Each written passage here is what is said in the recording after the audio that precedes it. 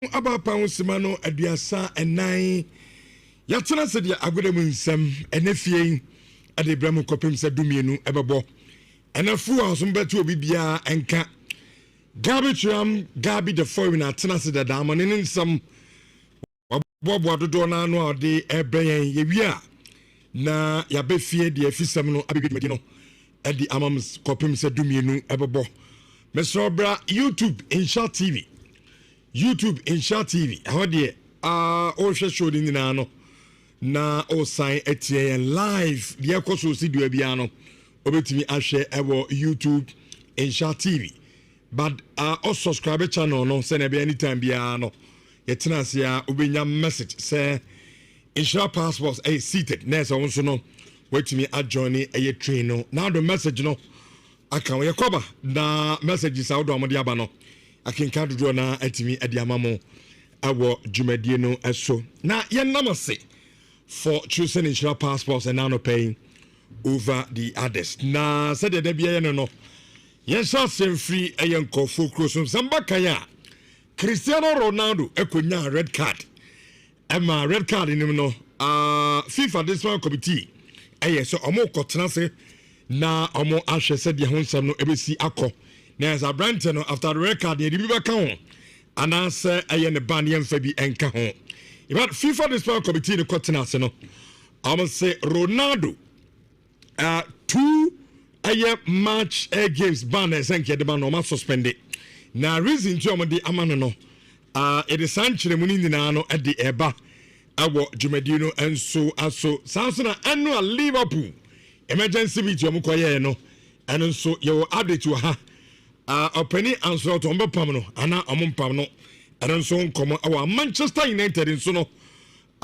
yesen panimfo no so dwene ho se nyame adom fi January konde se amarum no anya ade bi ombetimi agya no kwan akofa coach foforo etimi ede no aba UEFA Champions League me patcho team of the week aba Mountain na a team Bayern ni na gabi the foreigner ebobo yen komo abo dwumadie no enso eso na yebefia so say 11 wonders obefa bia omo an obia eka omo asem samba kan ya team coach efense Jay Sapon ena kwaji anchekra Jay Sapon so the dwumadie ni dia to na mafo say na ne de na ekoso abo aye 11 wonders ho nanumu ena Jay Sapon de kan wa chem reason to the team eto ho na ninsam ni bidia man ya shocking ani padodo na kan wasam eye I say 11 wonders players no ebu 3 days so no money di aduane ya say player edi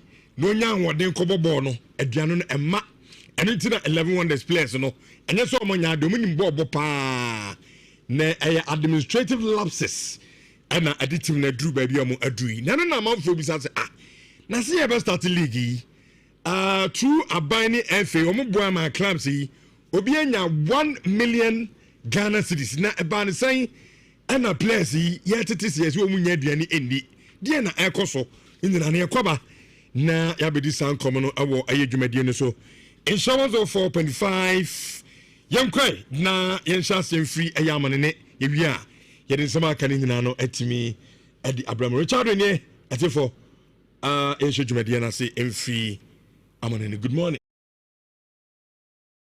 What is say?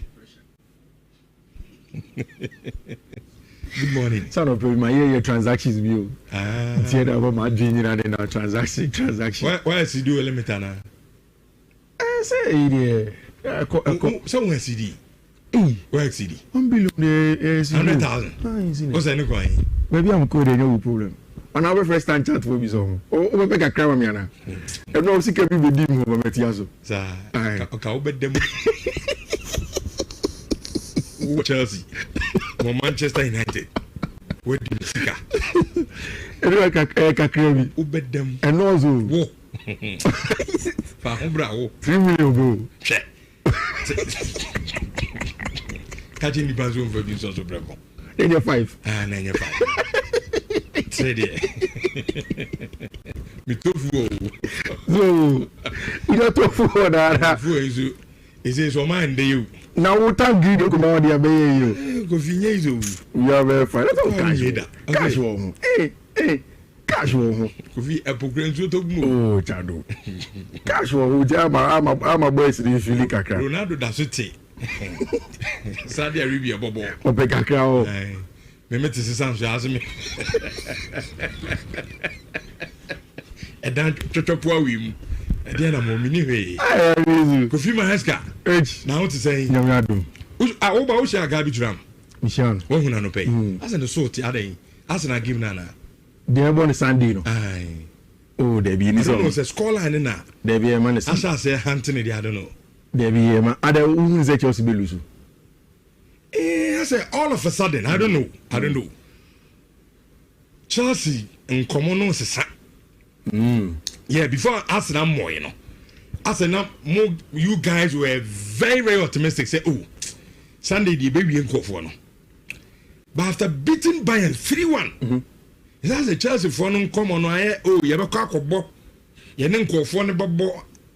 I say, you best channel your free. Some community free. Do you think say Chelsea versus Bayern be more difficult than Arsenal versus Bayern? Be more difficult than Arsenal versus Chelsea. Yeah. Chelsea for the Arsenal for the match at Chelsea and Bayern for the moment. Bayern be match. I change red card FC.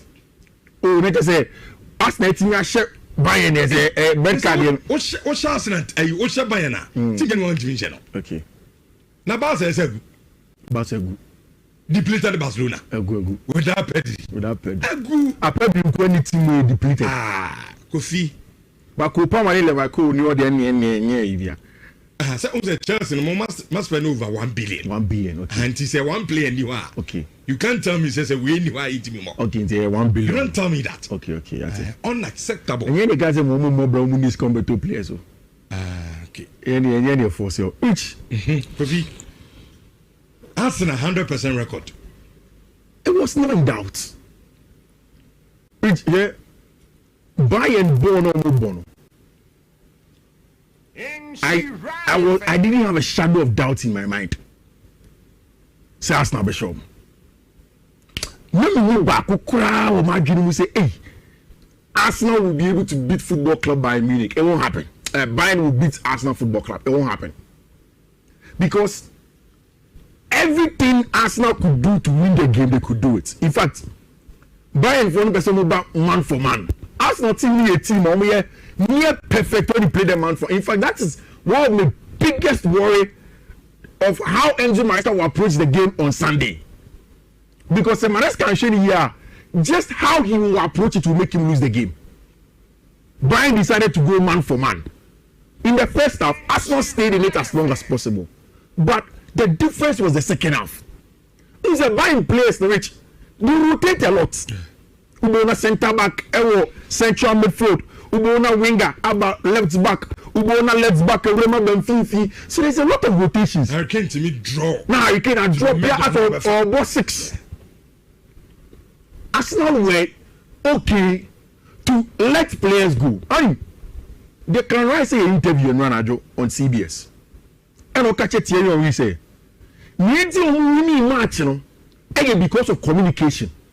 Now, only not landing that beginning. Mikel Arteta catch them and say, if they will be able to beat Bayern, they have to be able to communicate better. You know, Thierry Henry pushing this. What do you mean communication? We are talking about the tactical side of the game. Which Declan say Hurricane airdrop ever be park in Finfia. Abia Saliba, Abia Maguire, Abia DM, whoever will not follow him deep. Because who follow him deep as space Baba show them. But say Hurricane aircraft. Can you call the number 6 or number 8? Can you call whoever plays as a deep line playmaker to follow that player? It's about the communication on the field of play. Say Charlie, Unipano Waba invited you, Ninjanama may call you all wide, no? Because the rotation is about confusing you. Clanwright said that was what the game was about. It was a game now. There were times where Joshua Kimmich would drop central. Now the Clanwright and Fred, and that's the players over before. Now the Hurricane. There are times Hurricane airdrop it, then the center back will communicate and you know what? Leave Hurricane for us. We will follow him there. He said the game came down to the communication on the field of play for Mikel Arteta and Emrantian. And you cannot take anything away from them. And then in the Champions League, they are on top. In the English Premier League, they are on top again. Now, Vincent Kompany Kasindi, he says he wants to play Arsenal BM. Open the knockout phases. Because I see only Mikel Arteta. It's a more on bono. Boys, the one person with the ball, so we are throwing. According to him, Mikel had controlled everything, both on and off the pitch, just to give his team a chance to win. Which you can't take the set piece strength of Mikel Arteta team out of them. And seriously, yeah, no, you cannot. And you see now there is a different plan of set piece. Okay, go on, Shayna. Use first, no use almost small players, the players no one to attack the first pool. Not players no one like almost flick here. Not second ball, the players no one shit. But this time they don't flick again. Use big bulky players, no center backs and Mikel Merino to do what we call the blockers. It won't block from coming close to the goalkeeper. Nobody more is the goalkeeper. So what I would team the team born say team and what? Tingma is not the tallest on the foot of play, but it's about learning, planning. When it comes to a specific plan on the day, which you annihilated everybody. Arsenal said because Nicolas Joves excellent. So this is what I was telling you. Excellent. So tactical board no so. This is a picture from Arsenal set piece before. In Katimba moment about major. But they are when you say we open and now defend set piece. Player on one in the defense now give room so. So they rather made William Saliba to occupy here. They were pulling Stanisic, were pulling Harry Kane away from him. And then Joshua Kimmich, Momo shots, dealing with Julian Timber. Then look behind them. I bet your friend Martin Ibanez will be Mendy, and I bet your friend Mikel Merino got the job done. So the overload in front of the goalkeeper Manoya. They of course bring you a lot of blockers in the first pool area. Once the ball gets to them, they flick it and then you are in trouble. Mikel Arteta and Emrant here being very, very excellent from there. Each Bayern Tikano. I think so the second half there, Bayern and Yabian it was total Arsenal on the ball, off the ball, physical. Oh, Charlie, that's a complete team. It's a complete team, and you see, I love it because I've seen this Arsenal team grow. And they are no. Say, just like when Mikel Arteta started here, Jumano, they be a meka. Me coach Saturday love from Bia, ma catch the last de la. Be patient with Mikel Arteta, befa. The last, oh man, we need to win, we need to. I say, no boss, take your time. On the team. But you see, Rich, would you question Arsenal team's mentality today? No, you see, on say, I can say, Premier League Arsenal leading. Champions League 100%. And even the Arsenal fans in the crowd, okay, I'm so, oh, now ref Liverpool last season, Champions League by this time, no, I'm so 100% record. Yeah, but he made a you dream. Yeah, what I say. Yeah. So even the Arsenal fans in the crowd, they know their team. Yeah, almost so Arsenal there, they flatter to deceive. When I feel so Arsenal, yet man, or going to go and mass. No problem. Enter say, but now. And now, so maybe what I said, Arsenal team, who feels it is so when the Arsenal previously, and yet now the end of Arsenal. Remember the exact replier Thierry Henry, Edema Declan Rice. Okay. Because Thierry Henry, Ebisa Declan said, Deck. Me who say, Bo na mo bo. According to Thierry Henry, or no Arsenal, even as a Frenchman, or any punditry duties are. Because he has his bias Arsenal ways in seasons past. Ayana what can be Arsenal. But he was telling Declan Rice that as an Arsenal fan and somebody who has coached the French under 23 and under 21 team before, he feels like this team is complete. Now, of course, you can tell Declan Rice and because he's a player. Yeah. But I need you, the players, to begin to accept because that is where you get into more responsible areas and want to go on and get a job done. Rich, he used the word that the phrase that Arsenal has come full circle. And for me, that is also the thing. Which it has been an evolution for Arsenal. For me, a couple of weeks ago, Arsenal and Man City boy, almost take a last minute. Almost go for a ball, and jubilated. People said, so, oh, you carry your mentality. That wasn't it. people were probably blowing the issue out of proportion. Before this season's draw, no Man City ever last season, 2 seasons ago, Man City ever Emirates. Arsenal team channel. Okay. Or starting projects no. Or Arsenal was 6-4. But the team has been growing steady by steady. That is how modern day football is going to be. Nobody will build a team that is sustainable for 1 season or 2 seasons. You will grow this step by step grow, and once you come full circle, you literally become unbeaten. And now, Noni Madueke came back and got his very, very good first Arsenal goal to set things up. And now, okay, data now, this is how it looked like. Arsenal created more chances, more shots on target. And of course, I will talk about Arsenal versus Chelsea at the tail end of this analysis. So don't go. Which from now, when you remember X and almost every social media handle, I don't belong to that school of thought. But I want to know if ABR, I am just too lenient with coaches, Anna. Is it time to start Anna? Anna must go now.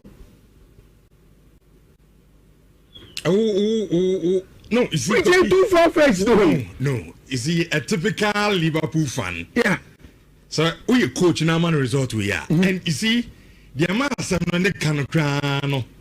ABB on say, look at the teams that are beating Liverpool. Why teams no?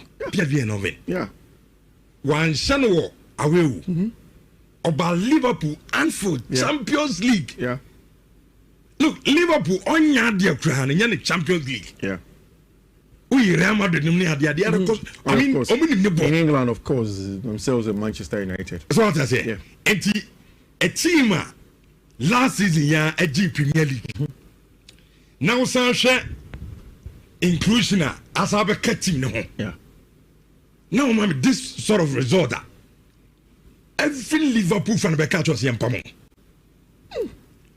Kofi. Struggling Nottingham Forest. I bet sure 3-0. Last week. And not 4-1. And now, PLV and then Obaka preview me catch us a Kofi. Hey, numbers are okay. Numbers are I don't trust them. Rich and I made the biggest mistake I've ever made since I ever started putting bet codes together for people. Liverpool game no. And in fact, and then you meant me under. These bet codes are a man for honestly speaking, yes, my heart and soul is in it because say Obi Fremino can say Ofi, me discussing say me to me ABC and like my heart gets food. It's Enra Rich at I think the 45th minute, 58th minute or no. Now Paris Saint-Germain Liverpool. Now Paris Saint-Germain that phone 2-1 and I'm going to Paris Saint-Germain. And I'm also at 4-2. I'm so okay, let me go to Anfield. In trouble. Now and they were all two. And 4-1. Yes, and over the weekend too, Liverpool, same team. Seriously, last night I couldn't sleep. And which I wonder this season when I transfer we spend over 400 million. Yeah. You don't tell me say fine, I mean it's football. But still, but then 4-1. Is it time for him to go? I think so. Hey. Maybe a Jumanu yet. Yabo Kona, captain of the side, Virgil van Dijk, were for whatever reason. Whether he was fouled, he thought he was pushed, or whatever. Van Dijk can win in his happy ball. How does Anna Slot take the blame for this? Okay, he's a good dream. Second one, third goal. Yabobo, Ibrahim Konate, or Stampy Bono said, "Now what happened? That's Minus are brought over. I don't know about command your barbro. Because I mean to be honest with you, Kofi, science and now can. Maybe some say, now Konate no so headache. Defender, you don't do this. So Champions League night, you don't do this. It was. But okay, Kofi, okay, and say. Some you know me and Liverpool for. Yeah. Mr. Liverpool fans are more show no. Said na Kofi Kano, course be asase. A be me feel say papa no adwuma no ntimi nye. Internet after the emergency meeting no. And benefoni jano kan no fa coach from ra. So you Liverpool fan and na we share live our YouTube by person nya message. Papa no mo pam after and meeting no and na still na no mujide say o man time na obetimi aye adwuma na ene birthday boy you know say to the fact checker we no me Liverpool for Obra producer, friend is saying, referee, the Pentecost elder. Yeah, my grand referee. Stylish Ofuri. Stylish, yeah. We want to hear from you. What is going on with Liverpool? Usually, my message. Oh, we now for message. Usually, for message, bro. We want to know if Anna supposed to go. I'm on permanent now. I'm on enter. Which man not doing? I know the result now. We need to go. And honestly speaking, so. Abisma. Charlie in Osha, Premier League Liverpool at 12. Now it's almost I'm saying that 12 were champions. This season you're 12. Hey, and you want to do? Semi Kobe, be by pan, we catch him in Liverpool. Yeah, before December. Point. Yeah. And now before December. Yeah. I bet shambolic say I can catch him as a judge. Right. Liverpool. Oh. And it was something seriously is wrong. Yeah, and a Dutch team 2 seasons ago, and Slot was in the Dutch league. They have Cody Gakpo, Dutchman, right? Dutchman, Virgil van Dijk, Dutchman. For whatever reason, it has to count for something. And consistently, TV items, I just can't see which. My analysis of the Liverpool situation is that if you buy that many new players, you will need time for them to acclimatize. And it looks as if Anna Slot is struggling to put those pieces together to form a unit that can go on and win. And they need to sort things out. And yes, Anna Slot is going to be on. And like you're saying, there's going to be a huge emergency meeting looking the days going forward. And already, the Kofa started Bob Budi Masa. Now, coach is Benny.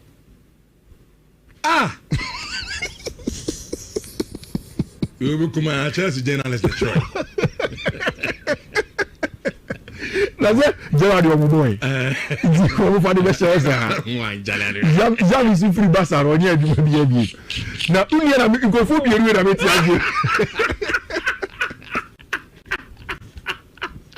Now, did you remember the hang day? What's that? And then from up Kunati.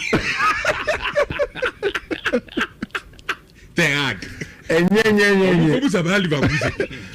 Edward. Master, you see board meeting. I don't go for the catcher. I'm catching a penny no farmers. Hey, we bring a minute. Yes, I could training. Now it's out of the bar. The best fed Germany is only a Buddha. Aquanyade. Everything. Oh my goodness. Who's when a message you can ask him in trouble? Oh, young Yana, Midibia Jim. Which Vinicius Junior is saying something. And you baby free buy, I wouldn't have believed it. As a man, about the fact that his contract extension, Madrid should put it on hold because he wants to clarify a few things. I mean, personally, you see the word on the streets on Ejabio on Tokwa, so I'm trying to use the right word that will make it more professional. Yeah. So I clarify a few things or Madrid and China. He goes on. Rich, Vinicius is not at a point to demand your plan as in one play Madrid. He's a rich. You make a lot of money. There be a Vinicius just say as a player. He does not have the bargaining power. He doesn't have the leverage on the bargaining table to think, say, Obetimi Akache Madrid say, oh, make me pay way. No, let me start it well. Vinny is a good player. Nimaka. When you take Mohamed Salah out of the equation, one of the world's best creative wingers, he will give you goals, he will give you assists. Forget about the Lamines and Estevans that came just yesterday. Vinny has been there and he has done it. But the Mbappe or Madrid in 2 seasons, Madrid will feel confident that without Vinny, they can go and play the football. Because last season, Mbappe delivered. Because this season, Mbappe is delivering. And you see, Rich, Vinicius Junior, and they say, when you go to the Brazilian national team, they are beginning to get a new face for the team. If Vinny doesn't take care and Estevao stocks continue to rise as fast as it's rising now, one year they will go to the World Cup, seeing the team's face as Estevao, not Vinny. So he needs to be very careful. Rich, in Kadene Vinny agency, American agency. Where would the World Cup be played next year? In America. Rockefeller for they would have loved to push Vinny Jr., but at club level, Rich, the performance of Kylian Mbappe is overshadowing Vini. The last time at international stage, when they come up penalty against Brazil, when they shama Brazil, it was a certain 18-year-old Estevao. So Vini should manage the contract situation well. And for me, I think that is why he is holding on to conversations of contract assistant now. I'm sure his agent have told him that Vini wouldn't be. Let's focus on the football. Yenjai contract is 7-10. Now try to outdo Mbappe or probably even show Estevao or the two of Brazilian national team in him. With that stance, we can go back to Madrid and demand the things that we want to demand. And yes, Madrid may call our bluff and reach. And now, in Greece, they went away to Olympiacos, and it was a good bloodbath. A lot of goals, 7 goals in total. Kylian Mbappe rides then. I love this thing that Mbappe said after the game. Also, we need to protect ourselves, the manager and the staff. We want Madridistas to feel that we are together in all the same direction. Win titles this season. That is the most important thing. And for me, I think that is the plan. Say, Real Madrid, all of the players. And I even think that by extension, that is the reason why I say Namakano, Vini wants to put on hold every contract conversation, focus on the football, make sure that he has a strong leverage before he does it. And then they got a job that make sure say Inter are not good enough to go to the Wanda and beat Team Friend Atletico de Madrid. Okay. Atalanta with Palladino won the game by 3-1. Of course, Paris Saint-Germain extra Mubarak against Team Friend Torreya Mospe. Rich, on Sunday, Ma Yenchia Hussein Adams. Okay. John Hussein. Hussein says, what to say? Okay. Live. Okay. On them and but was sending me messages here. I wanted them now. Okay. Or show the live. See, you know Hussein. But did you know? Oh, what did he? I'm a time who on the snap say, Nyoma B. Ada, opposite if no time and I'm snap him. Oh, evidence. The Oba Coco. Oh, so say Snapchat. Okay. Aye, Timmy, me tell you honor. Ti Yenchia Hussein on the pay. I'm so about Kumasin, so I had the eye. Umbra. Okay. It's Europe on Saturday. Sunday, sorry. That's why I'm confused, are they? Oh, so Arsenal match now one year confused. Keep saying Saturday, Sunday, Saturday, Sunday, are they? Match na tozo ana. Arsenal and Chelsea. No, and Thomas. Because you are know you. No, and Thomas. Me no an chache. No, the game tozo am. No, and Thomas, but a difficult game, Rich. Okay. Rich, Obi Babeka just Arsenal and Chelsea match. Chelsea could cheer for Arsenal, so I forget about it too. For the last few years, Chelsea have struggled to beat Arsenal. Heading. Chelsea would have to work harder to be able to beat Arsenal Football Club. But Rich, if you're Enzo Maresca, how are you going to this game? Richardo, will you feel like, okay, before saying yesterday season, nobody gave us a dog chance. Today, we've come full circle. And we believe that we are good enough. It's yes, and so Stamford Bridge, okay, let's go man for man like Barcelona. You're physical game. You're winning second boss. Is that how you go into the game? Or you rather want to give the ball to Arsenal and then pick your moments? Approach the game in terms of times, game state, moments, and then of course, what is going on and off the ball before you make your decisions. I think that should be the best for Chelsea. Okay. I don't think that Chelsea should go into this game being overly confident on the Arsenal Kobo man-to-man. Chelsea's man-to-man is not there on that level to play with Arsenal on that level. Good fellow, UK, do with some good fellow. Good fellow. But I say you make just 8 minutes Arsenal. Oh, Kofi. You need to make Arsenal. Maybe man to Yana. Make us 8 minutes Arsenal. What's my chance in Ibian function? It's a game now. That is why you said. Debbie, me see. A moment function is a game easy. You go and walk over Arsenal. It's going to be a difficult game, of course. But I didn't number share. But a bad thing even for Arsenal. Fee board. Debbie, time now, born Sunday. Sunday, but me person I mean, ugidi ese mbetimi ahye no chame that's why na Gabriel Magai shepra meri no parents MC as na belu so a ne ende adwuma o chire ye betimi ahye adwuma o chire musim nya to was there is no need to jam the gun. There is a lot of time, but when we look at the various factors that will decide the game, which and we will decide the Clan Rice about Moses Caicedo after the game on it Thierry and we can put a Jimmy Carragher in Bissau. Oh no, as in the Bissau. So no the Clan Rice camp. But Obisa no the Clan Rice say on the Caicedo know the same position. Why compare? Yeah, he said they don't play the same role on the field of play. Okay. But of course, Rich, I think that is Declan Rice's own way of being modest. Because as some of Declan Rice can or say, or no Declan Rice, now he plays as a box-to-box 8.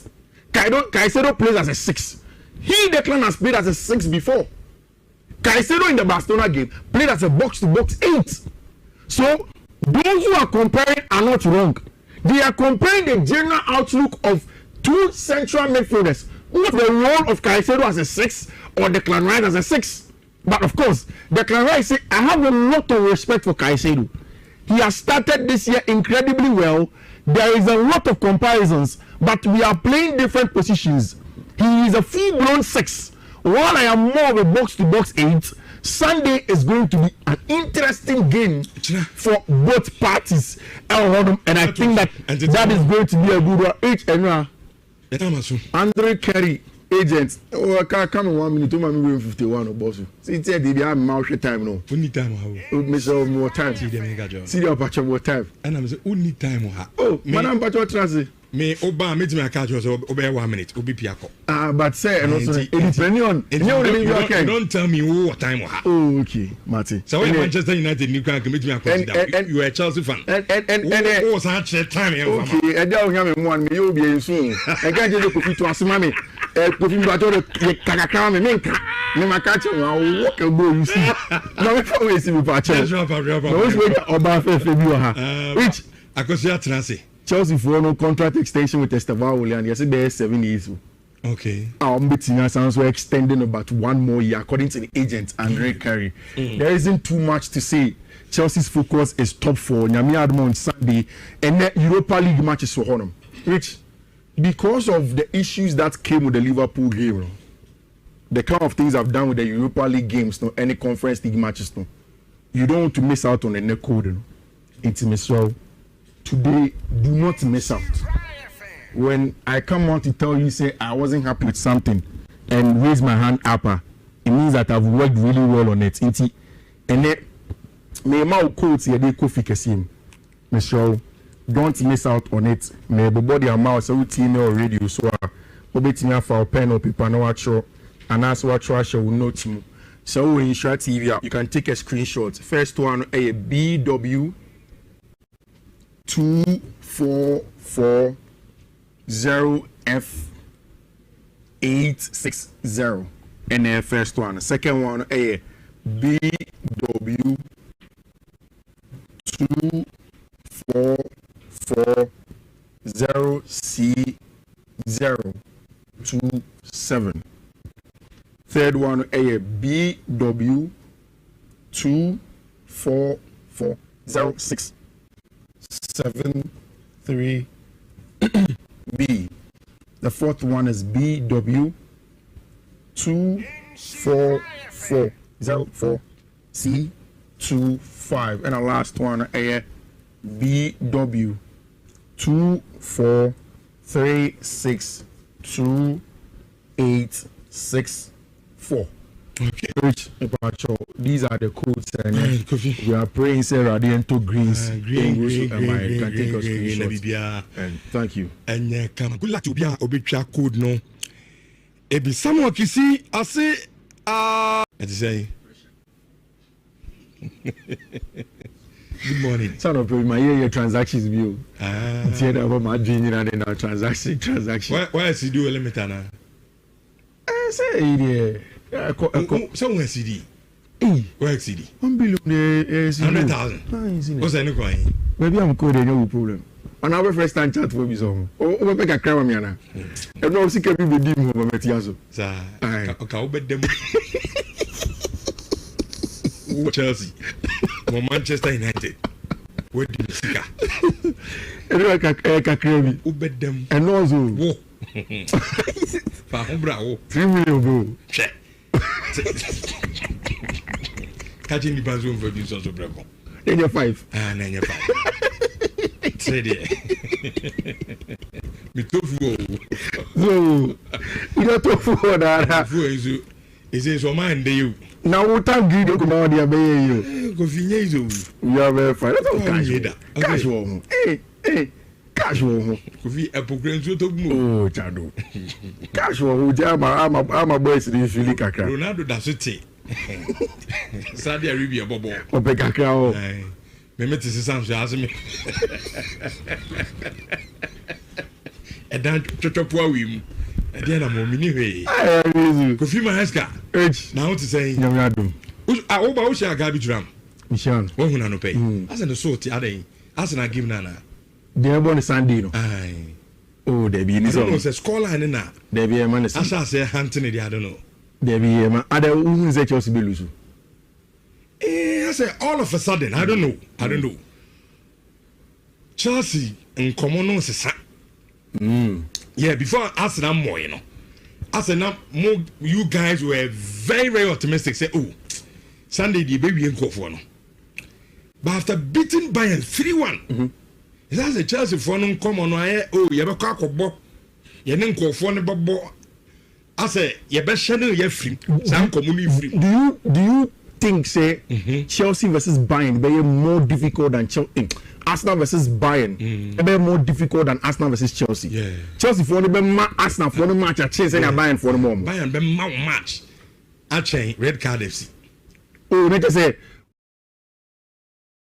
so and on your friends subscription no subscribe when you subscribe ya anytime bia you be call life bia no when sabeka na fe wetimi adwane adwumadi ahodo na eno so etimi aboye pa anti afe yeni nkoma kakra but I tell messages wo ho esansa brepam ye bakin ka messages ni nyina ade ama won se ahodo so na me ko Argentina na ye di nkoma kakra mpato wo ko Argentina mpato mu Premier League no mo bono nkoma kakra e ho atasem eno so ayese yede na anwa reporter mensaka ayese team and team adi Rosario Central once nano da mbabeka to say ukwa Argentina o league no mo na o makra ne o say as a champion na eno na team eno da yeso omunya God of Honor enfama mo ensum team ya freno aye Estudiante na eno da Estudiante bobo ko no yesi God of Honor no mo ye no mo di o mati ana ediche Rosario Central for no esan so mpese o mo chese omumbu o mo so mo na ye krani o mo as a league champions and another God of Honor nkeja obia di nanim adi tire players na haneha nanka players na afomuten no kwabra another de yase team and the Estudiante wo God of Honor no manti ana mo de che Rosario Central another the Argentine Football Federation atasan krofo sabe o man ti o ma emeso mu ye di nsemhu enti kwabra players 11 players no mo ja park no so no wo ma obia 2 matches ban ana mo de ama suspension enti Komase league no mo start akwabna 11 players na no Mujira Park no so no obi enu hobebobi sa 2 matches afa obo president aya former Manchester City former Chelsea legend openya ni Jerry Juan Sebastian Veron kwabna ono de mama 6 month suspension ano mo de ama na sam nyina ya say yes wentime anka the players na say God of Honor na ye de nim na de ma emomenye yachi enti ono so bana wo me de ama no omo captain ankasa de yes captain who mu padia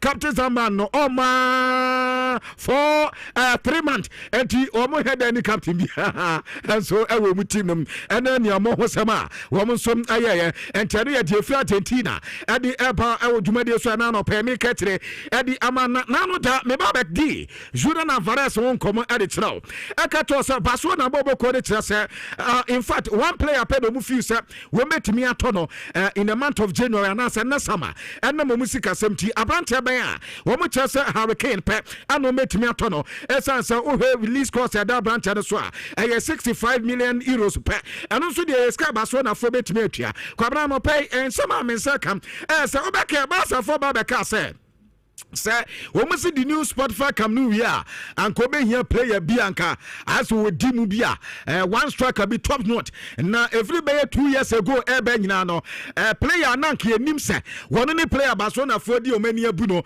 Alan Holland but reporter men second yes Barcelona for the class here music seminum woman face Alan Holland and Jordan Alvarez and ya de so bet menyeska and they toss out 2 players and he said Omanaro Omatensi Edia call Hurricane so one fee says when we the new Spotify can no be here player beer one day somebody the Tiano player beer one day be the face of air Camnuna when we TDA pass Alan Holland and Afe Julian Alvarez Mesa Brancha the Hurricane and the bit my said Manadiama Barcelona and the come free pass a cat at the airbar Ewodumedia so now one coach Kwabna since or Johnny a team our Kofano as a team she say glory is no man on the back and we are not the non-forest Boboko no not the non-forest Pamu Quetisa Opinion Dini Adi Evangelos Minanakis President Ted Metino Ebeka on the Opeso Champions League in Yade and Tinano does a Nuno Koya Duma Pamono and you post a Koglomo Koya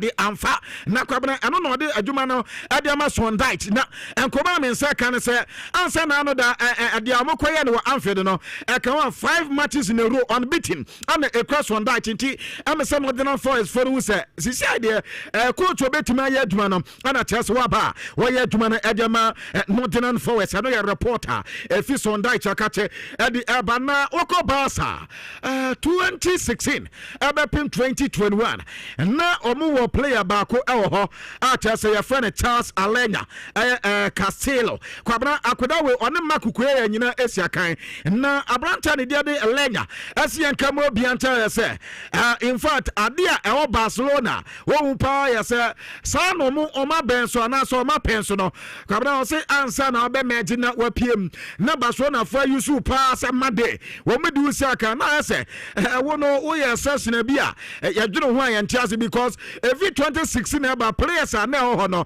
na ya din kwa de mo ono Carlos Charles Elena Krampesa wo betime pie mama taso bia enso enwon pato Abranta ni de Carlos enya na asem na mekai Carlos Elena but na asem na mekai Kwabna o say is the reason when tia Barcelona I say one game pen no boy Kwabna o say ya did the ball 1 game 3 months no more game biem and from Barcelona na o say no be na to Makukwea ya wo be kan ba be ka to say Barcelona for no e de ne ko hatefe ade o mo say junior fair post hwan wo hon mo fi say eno kwa ya trinkawo o mo say trinkawo mu wo hon ade ata so betime ya aduma ni ti no obuja Makukwea ya kwan eno na Carlos Elena se yanka e mo bianta say that time no Kwabla na enya easy with the players ho no say we Barcelona player wo betime timi awura mu sana eje ya do asia kanti enu bi na to Makukwea nti no Makukwea ball na no da obody tia Barcelona na enya ne wanwa essence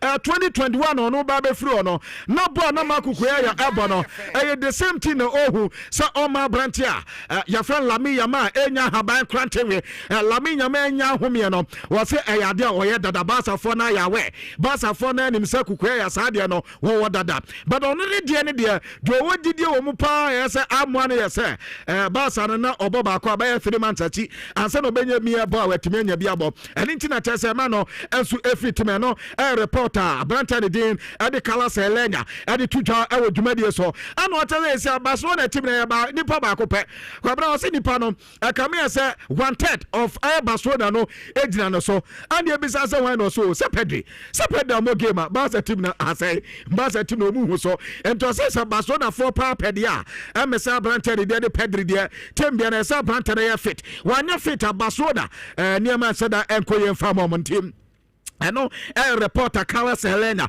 adi tuja dwumade so na no pe no make it kakram adi amana mamenko FIFA kate reporter mensa kan say yase wan we adancha ko ba bia de FIFA abeko court na de ntia yase ye de FIFA abeko court but any football court asem na make cast arbitration and command na media kwabana ni nyina yase Cristiano Ronaldo na no da ye command record na san record na ye de man no FIFA amra mu no se eba se player bi ye man record ade kro ye man record no discipline committee no be kwa kwotena se no ma we se saade no wo benya se ye man record ye sanfa matches ni bi nka enfama na automatically ye man record FIFA mra cha se one game pe ana wumbo bi enfama with team na se omo kwotena se na famu wem se ade kro na we na say ye man record no ade kro no mo we de we esitia na bi omo di 2 matches de aka ho na akwakoye 3 kwabra Cristiano Ronaldo de nkoma na wo ye say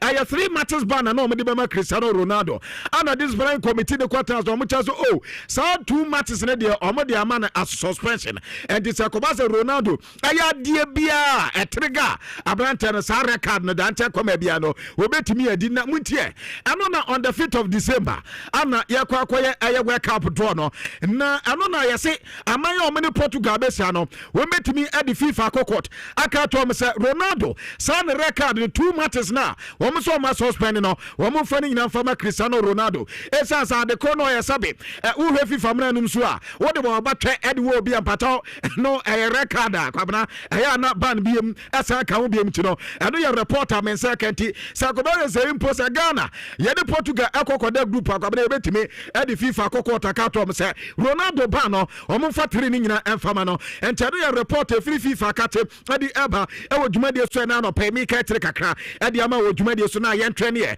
na yankoye ne man Manchester United coach abawem reporter menza kamza yeso ojam ye be pam no say yeso ojam akwa ka champion for say omunto players mfama no na yeso okoya ebaga with the twice yeso okoya be pe no ka Manchester for the say one person be player bi asa akwa wo pe elite players omunto players omu boy thing mfama no players omunim bobo ne dada na eno ni sa kind of players obetumi ni omaya adwuma kwabna yeso odi san kobo na Manchester paying for the quarters no say akoy pa wa mu kwa pe wa pa mo na yekoto players idi amana why na ba be coach na coach fufu ba na okase one person players na nen here wo mo ye the reporter menzaka say January dia say bibi timi kliki bibi ma bibi ya bibi a amorim dia Manchester chaso mbeja de kwan eza say adwuma no de obaye bia o maye no bia be 30 matches na wo win 9 dia e dia nkona e dia asamba na Manchester aye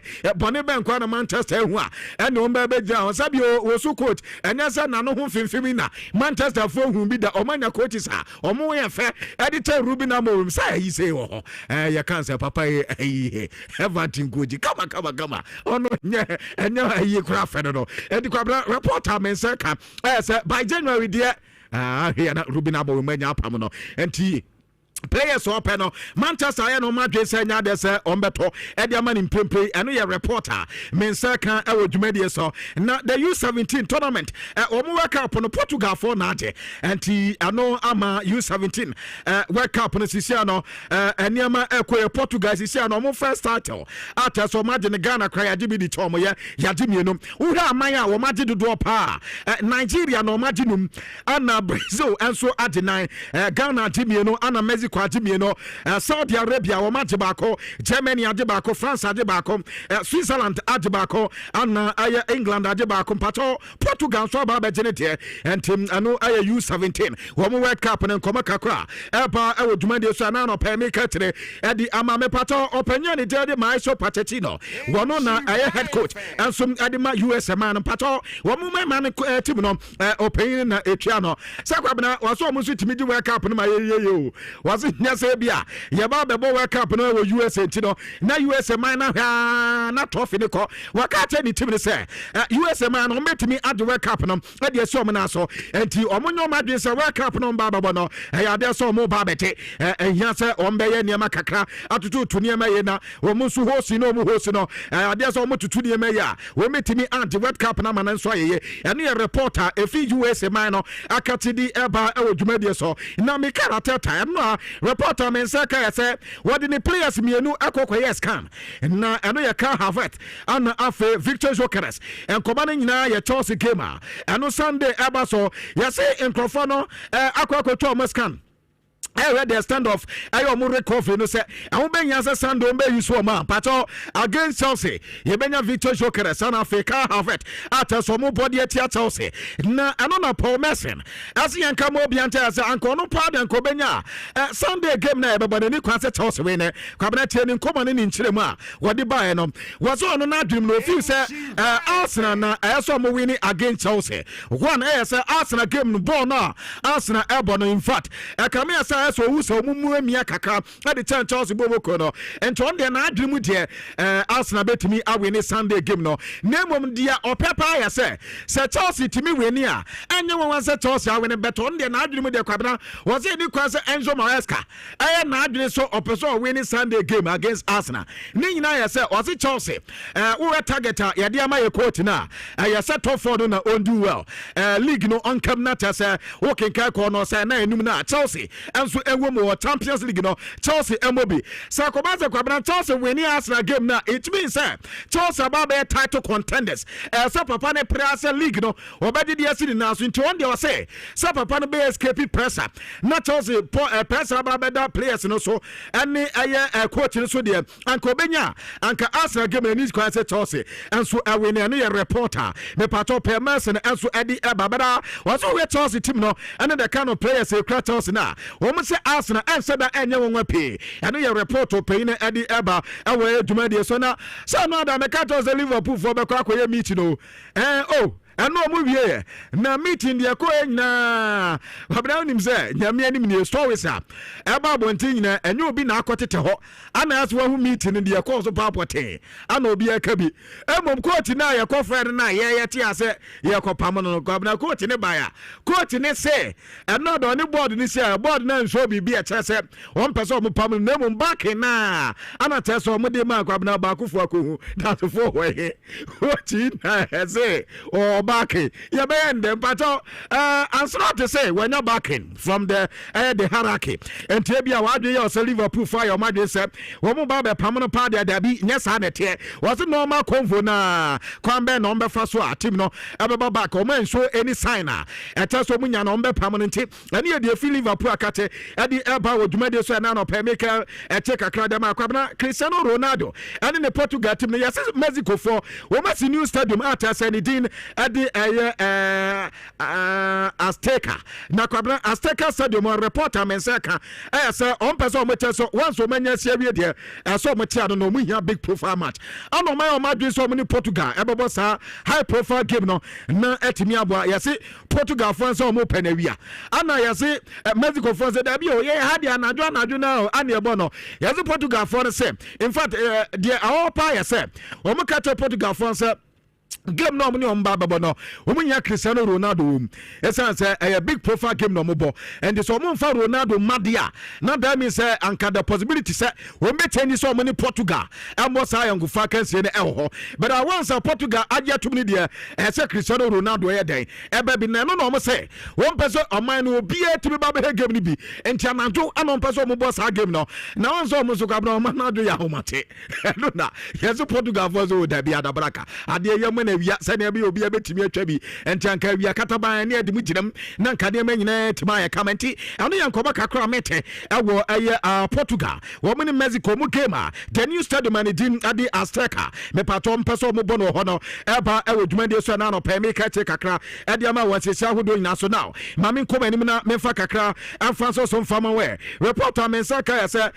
ayi baso na for wo mu dressing room ho say ya na no da ya see Taman no be a nanim di eja record wo mu heni di record wa we know the ODT record do no my just for be sad kwabra kaze wo chama ba so na for no di omo ya na no roda na rawo na reporter me seka yes oko wo mu dressing room in fact wo yo be a invad ya ka players omu di mu anso omu buniye pa ya ka leaders of Barcelona wo mu team na branta na ka omu wagidi pa se mistake na ɛbaeɛ ɛnyɛ fi na ɔmba bɛtwe na aboa so nti no sɛ ɔmo hɛ ne den sɛnea ɛbɛyɛ a young boys no nso a ɛba no wɔmbɛhu sampa woyɛ mistake a support entire team nyinaa ɛbɛ support nti Hans Flick ne entire team nyinaa no wɔmo support abrantɛ de ha ɛyɛ Ronald Arawa no yɛ reporter ɛba made de nso ɔmo dressing room so no sɛ players ne plan so ɔmo prepare o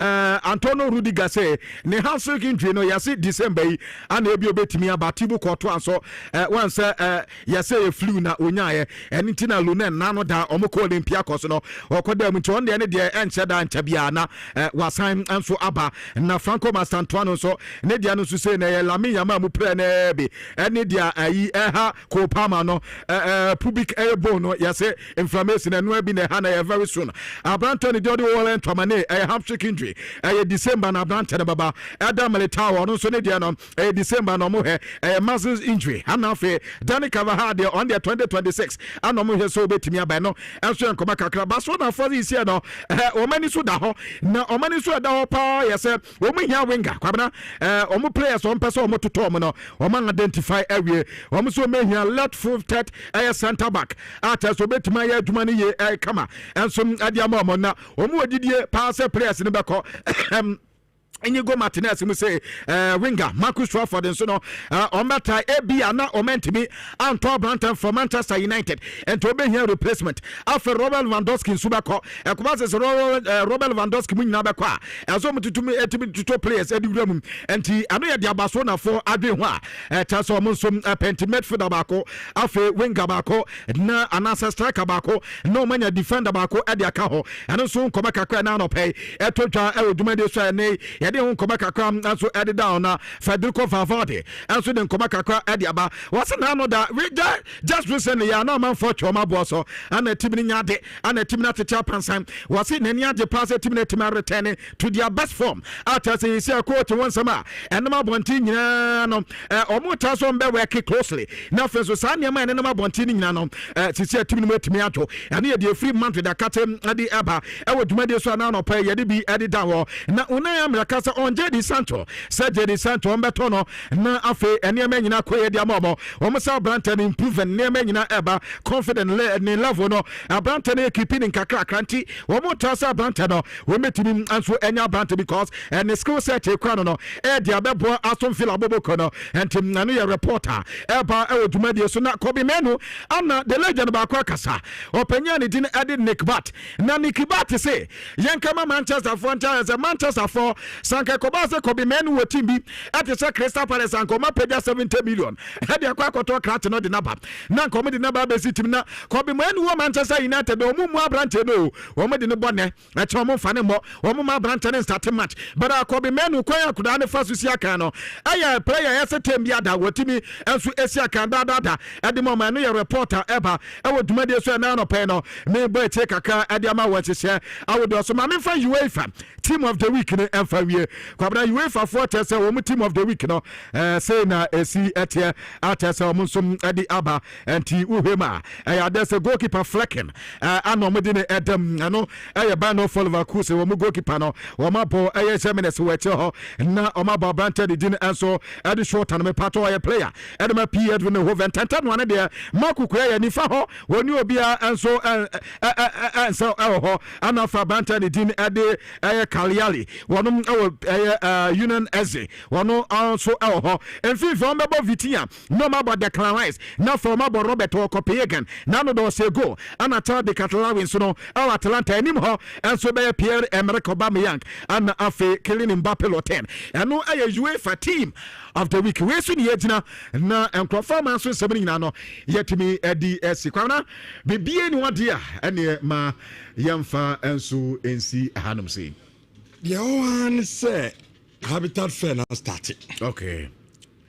ɛnura yɛstartee ɛwɔ Kumasi City Mall ɔhɔ na meka sɛ fair no ɛgu so a ɛkɔ so na ɔn sɛ abɛkyerɛkyerɛ m sɛ Habitat Fair no ne tintini ne tietie nyinaa ɛyɛ ɛdansi so ho na ɛdansi no ɛyɛ from wobɛnya asase na sɛ ɔbɛto foundation kɔpem sɛ ɛdan no bɛduru completion so ho anaasɛ ɔbɛ complete ɛyɛ dan no ɛno ɛna ɛyɛ all about the Habitat Fair nti meka sɛ yi Bia na pass asase to litigation free airlander me pacho kofe na sisi ye wompanifo a omo handle no ho bia na wa asase ne dada basikasem so ho Republic Bank e wo ho mo so bebo sikasem mu bia na wo de na endorse na behia in fact bibia fa dansie ho bia okọ fe na se a mo sabetimi aka na omaboa mo atimi esi dream house ni DBS for ho blocks are DBC down on so boni bibia me pacho de abayane say obewrem e Kumasi City Mall na Lava Farm Habitat Fair na ekoso no onso akọ na oda ho nsensem nina no omotimi ahwe no mai nina kama enso etimi edi ama kama pa na makacho say dame eye game ni padodo na epena Kumasi ano yentan enya dame competition wa ha eno na Adom TV in fact multimedia tenancy derby damino a game ni padodo na ni je ho pa nanso asade bia football nko a na obenya a competition ayebo na yede ama a football this time yede bi bam awo a dame na yayankan ene takrade de na awie se say adru Kumasi nyame adoma 5 December na dame jumedie the Kumasi edition no enso yede hyehyɛ so awo not hall amokom asem na make me pacho unyim obi a oto dame ana wan kasa wutie dwumadie yi unim dame to pa be register ho free yenje hwe na onso abedi kane no ana wa abedi nkunim no ayade a chede pi awo ha yedini dina enso be ma as the winner for enyame adoma dame dwumadie na eba so on the 5th of December enti be pick form no na bibia enye kama openchemu bi a chewe a na our friend number 0531 025795 assign at the WhatsApp na say wetimi ne emumperifo no edin komo Adom TV ye wa ze oye na say bibia aye kama enso etimi edi amount na etiefo makacho say bronya no kakran ye wuram so ho enti eni say ye de aye yade enso wura aye bronya nim na utie me na ay arthritic ay pain me patro tiemie pa na koto dry atridin ay cancer ay mesha ay drobia bibia ba pain I say bia body no ti pains wo babia to be na enom na ebetu ase enso timi ediama ama pains entimi ma wonna untimi nya adwuma ni nyina na tefo ni nyina ebe kokra un experience pains bia enso ebi me sense edoni so edin no ye fa no cancer mesha oko eye atakwa ebi ho Samson akaso ebi ho ena nkanfo okanshi air drug lane honso no okwa adroi ebi ewo no kama pound sabetimi akabi odia ope bi no ato ampato for number 0244871862 na onso wetimi ajibi no no kama pa Bonva stores adian air court takrade nyame adoma on the 24th of December bronya dan yenina city regions awo Ghana ha bebia wo hye bia betua kobi na ye kogye ni awo ayetade on setade de maka cho se bronya pa de se bronya opese oju ani pa ama bronya ne ye wodade a eno a ene ayetade carnival no eso so timi kobi na etiefo de tene se we no aye full package ene ye de ma wo ka obetinam ye kwa baabi ye bekwa akoda 4 days ni nyina ye nuane a ye bedi ye besa ye rounds kakra ye bekokọ konzurunum ne ade akohwehwehwe ho so nya new experience enti a full package and a Bonva stores edema ya to dwumade ni din Orange December enti mpacho ada eno ane so beka dwumade no ho na mnim sa abroche from bobusas na we child ye de enka wan mpacho abroche from ka ho abroche from no kran de Muni say from airport na na pick you from the airport na straight to Tadi. Monso ye de mu be chinia fine. And to go back to baby of free bar. Air Ghana no. Next when you me aje kama pa. Et to my dear person to be. And now Kobia also no obetimi afre a number. Now ne empenifono akasa 0531 085235 or Ghana ha. And now we will be to first number no. Na bibia ay kama adi amount tap send baby abroche for send sika adi free baby o mo bia de bagana ha enti utie dwumadi na wa abrochi ana Ghanaians in the diaspora mu nyinaa no sika bia mudi fi abrochi aba Ghana bia no monju se tap cent download the app no our phone so na makachem say ye bobo mabaso yen customers amu su tap na no ye bobo nipa 200 and so ambaso na ya to dwumadi ni din tap give back reward and tintin ni tietie na ne say sika bia osane ne dan de ba Ghana bia no at the same sika na app no ever say asane e diamond just keep using tap cent na bibia enye kama emfa amount Stanbic Bank esebra bejebesia na bronyan obi ono ma meka say bronyan bank demands ni de eba na so aso sikasem no financial loan share anya strong nti ama demands no ntimi emit mpacho make am for Stanbic Bank at the amount or the okwa ono mo kotena se be besia wode bewura wadwuma nim no atimi aye ebi a wutie me na no pe wo hu kai bi pese okotone nso osika nso Stanbic Bank wa beboa amo atoka no ofie ne beboa amo atimi a complete ni na kama Stanbic Bank in fact the interest rate na adesika botene so na da fom boko enti ugibia ebetimi aboa ama wo so watimi atua onya problem bia Rush energy drink sorry bia numbi makato energy drink ni bebre ana ewodwa so but me kamfo Rush energy drink ana na ono ma beboa caffeine vitamin ginseng nyina ewuma de nyina no obeye adwuma ebra onso omre ewo ho mayenko Alaska Star Enterprise na bronya yensiese yedem onse bronya de ahoho be fie so akontufo ne ade obi okro otu kwan be 20 years ni o ma fie da bronya obeba so na oba adofo be fie for nsahwani ade no ese ba bi ete ya offices ni ade ni na no yesese o kama first impression ehia yipa na Alaska make se wakofa bronya niama no e dia ba fo we etufo ene e de ma utie me uye obi a ne social media ho na ogro so uye YouTuber ne ade open ring light your original one a so kama your wakofa bi dia ba sanso ena yewo aroma diffuser ebema dem ho ayehwam yewo bedsheet ahodo sofa cover decorative watches and flowers open air blankets and amatia curtains papa ade sese dem obro nyanya ni nyina no oba on sabetimi akabi eniama na doso in fact Alaska owura ho hu niama no de obetompo ni nyina nso bo na fu na efe aye papa wankasa otosi dem ana office abon say yes ade no efe ye pantino ana nso timi awura Kumasi edum boss from hona odi also pe Mrs. Anoche Plaza no awura ho kotobi odi uwia price no fa compare mo maka no obonsa Alaska de no asansa ne niam efe no ebo no eda from boko yewo enkransu tudu opposite MTTD office no 0256 330075 namno mo eni komo ye ko Uniat Practical Institute ni akosia computer Practical Institute me pato computer no we mun kwa no mo practicals no soro computer su bebre okumasi ene nkane ade obekobuku ya what is computer hwan ni adabia explain ano so ubewie ene ebuku ni de ma abetro na nso si ade computer no esi wanim no atimi de bibi o de ma che ma wontimi nye me pato Uniat de eye practical to bewie no na wa bene courses bebre course a ye wie nso abenya adwuma ade aye network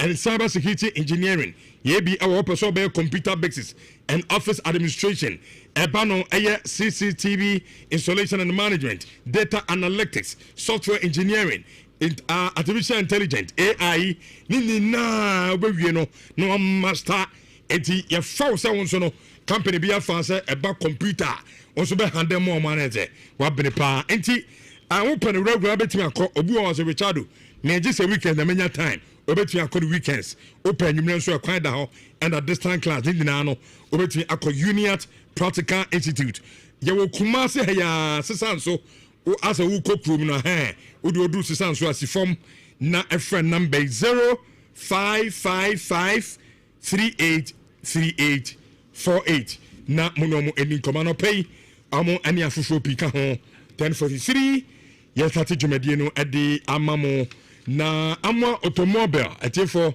10% eye adwuma den free sabre akopim se bedi bronya wie in January and a 10% discount no ye de beba na wie asane nyina eye tiawa fa oka ne bra na yensesi emfama wo abrochew ye car dealer oka no from airport na wo de fa bra eye ammo ho yensesi car no so se spia ye be spray kama I say ye emu line na anu so be ye wo Ghana hanso a the same thing car na wutie me oka no pese bronya eye mono na ya kona nyina ammo automobile oko eye Kumase apem so ya fair junction ho na ammo me say eye 10% discount ko adwuma bia baby anu wie ya na check 10% no na ye di ammo me patch of friend ammo 0244 465764 ma yenko fifi Manfred na yen start yen discussions no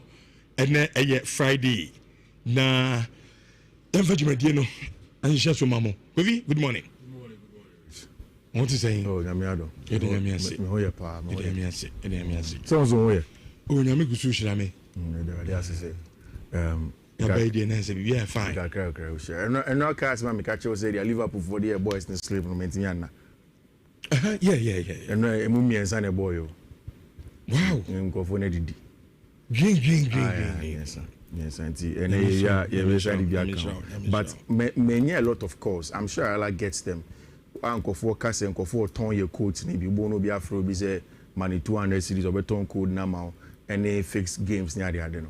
Is it do that point? People do that, Rich. But we don't do that. Oh.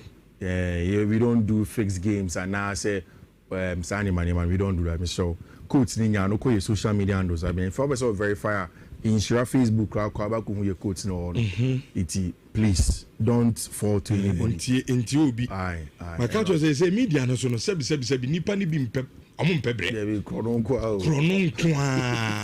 O shedem no so anu adware.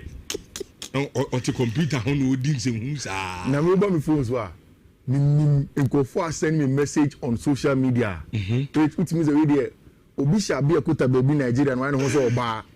And I love you near the deal. Just like my follow for winner in any day. Asa. Many one. It's yes some from some money now. Ayala way. Oh, Oba. Oh, Frayala mamina. Never sent county in me nuna. A capella cacabiano payna. Unsa before mo bobo game no. Me kaisa mu mi enu mu dwam se ho pa. Ama unsa basa for no masem nyina ne say FIFA club worker o ma mobi. David. No mu ni ho. Enti na mu kodi mensem ho no. Na se no mo anko mo tia mo. Ba Stamford Bridge mo enti man tia. O mo se Pedro amma. Ena nyame adom ena Champions League draw no. Bo ko twe Barcelona. Ye bobo game in Stamford Bridge. Ena ba for ai Barca for so we ne se we di agbena. Ege o di ege. Azu wo twa fu na ton kwan mu no. O ko ni diem. Yanko tia nkofo no. Oba jere. Because menya course bibia. Amanfo ka say na ye ball Barca game ni wie no. As Ayala made man because of Barcelona defeat no. It's na Ayala man na. And Ayala ba. Iti Aya good morning. Good morning. Now what you saying? Nyame adom na me wasem bi kan sa na start show. No problem. Me wo uza me atore bi aya na me no kweka na me pendodo. Okay. Etimi broso. Me ode me call politics ma bi anka me ye Donald Trump Kennedy Japan mo stand bi. Oh yeah, honest person. Yes, me wo wana Fatilo send me voice notes. Bi say one of your brothers omutie wa manone. Okay. And utie voice note that you say the pakono pay asempa. Na semene say only fifi say me mbeduma because me car battery any problem. Na ni pakono is even offering to help. Okay. But no kwenya me car battery nyewe. Okay. Tisa me gi saa emwana. Enyi. Na say me de kwati kwan bi age obi sika. And me be say me busa only fifi. Where did you get that information from? And him say go The car battery there. Me no obi anka ho. So me buy it. Nam say say na Ayala bedwuma. No be church reason dia. Ma mu ko lusi. Then I say Is ala ayala no pay. Mintimi mbedjuma. Ontimi ma. O starting the car na enye adwuma. Wow.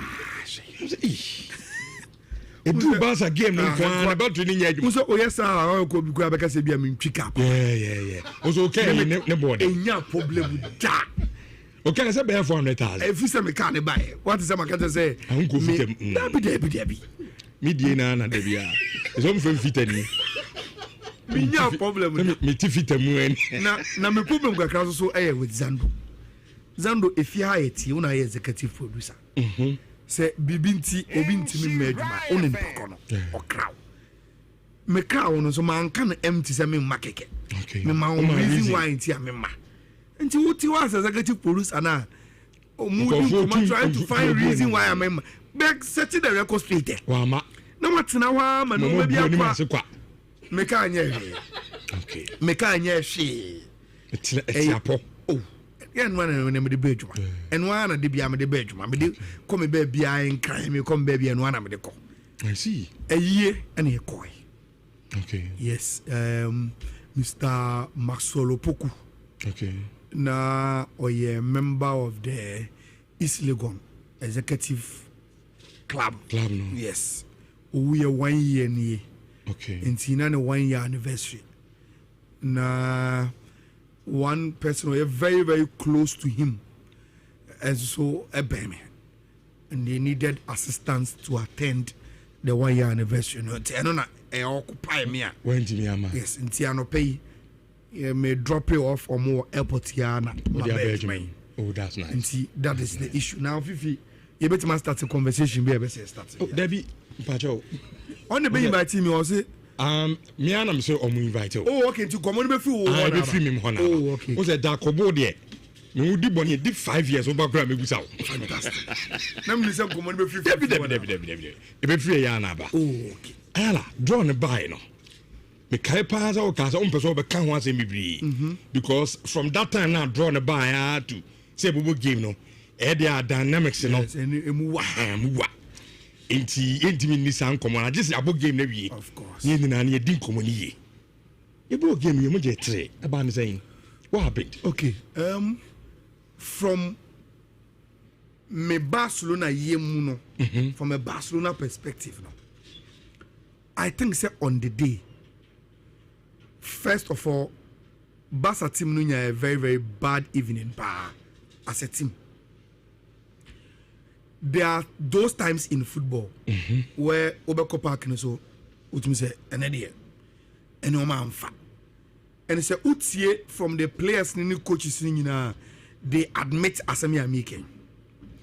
But the contribution to Barca bad day no munya no was how well Chelsea execute your plan against Barcelona team no. And it started from the lineup no. So Obekaya on our platform I was the first to post the lineups no. Because me who Chelsea lineup plan I say okay. Maresca has really planned to face Barcelona in a certain way. Rich, since Maresca by the bay na one who say wabo game abra won start here striker. The first time was against Barca. Minkai Maresca ba Chelsea say was starting a game. And you say be strikers are not available in his team. We got the lap as free injury aba. Yao Pedro, these are two strikers or war. Plus Mkrano Tariq George Money Magoyi Munin out. Oh, but he decided not to start any of the strikers. But rather go Estival, Neto, and Garnacho. What it means is that on him say Barca Uchi Mutaya and Hansi Flick will always want to push on the defense line no Eban and Nim Kakra. And one of Barca's weakness will be in their build up. There's a gap between the last defense line and the goalkeeper Debia. And the only way about to take advantage of Sabiani ye is space. Look, a woman said Barca Real Madrid pa. But Rich, a dear Bakwa Real Madrid wa a como mupa omun entimi utilizing ye and he said omun podie number 9 no enye saa conventional number 9 no Mbappe nimbo ne sa owo pace ne strength no until you look at the Barca team, you look at the way omo a free last year omo exploiting as a flick even in this year La Liga anymore. You could clearly see that is the first thing you must work out. Say Odibenya Barcelona team no. Until Maresca went full pace attack and not a conventional striker. Obe jina hona easy say obe bo sa highline no ato outside the moon because need say ojina or train ball. Oh yes I emfa. Until he did well with in the front line. Number 2, you see, your players be our own. Omu he any senior omu esitia wo team no. It is only when they play for your team and abetimia enya sa feeling ye. Make up Ferran Torres. Ferran Torres say Raheem Sterling. There are some moments obetima ye bibi in the game now you say oh okay Abrante so on fast. There are some moments to Rich obetima ye bibi o game no one here obube funisa because Hansi Flick mentioned it say Senka Barcelona shares our first goal now. It would have changed the style of the game. Chelsea will come and chase it. Into Afe, wow, highline. Because we will be to protect, you will vary the way I will approach the game, rather than say, Ube full blown transitional, now amount or line of cost. And Chelsea game now can go for say, oh, this Chelsea team and Maresca also play a certain level of high line. But before Ferran Torres chance not said no. Not Chelsea is when clear cut chance almost said. But so what if first 15 minutes no?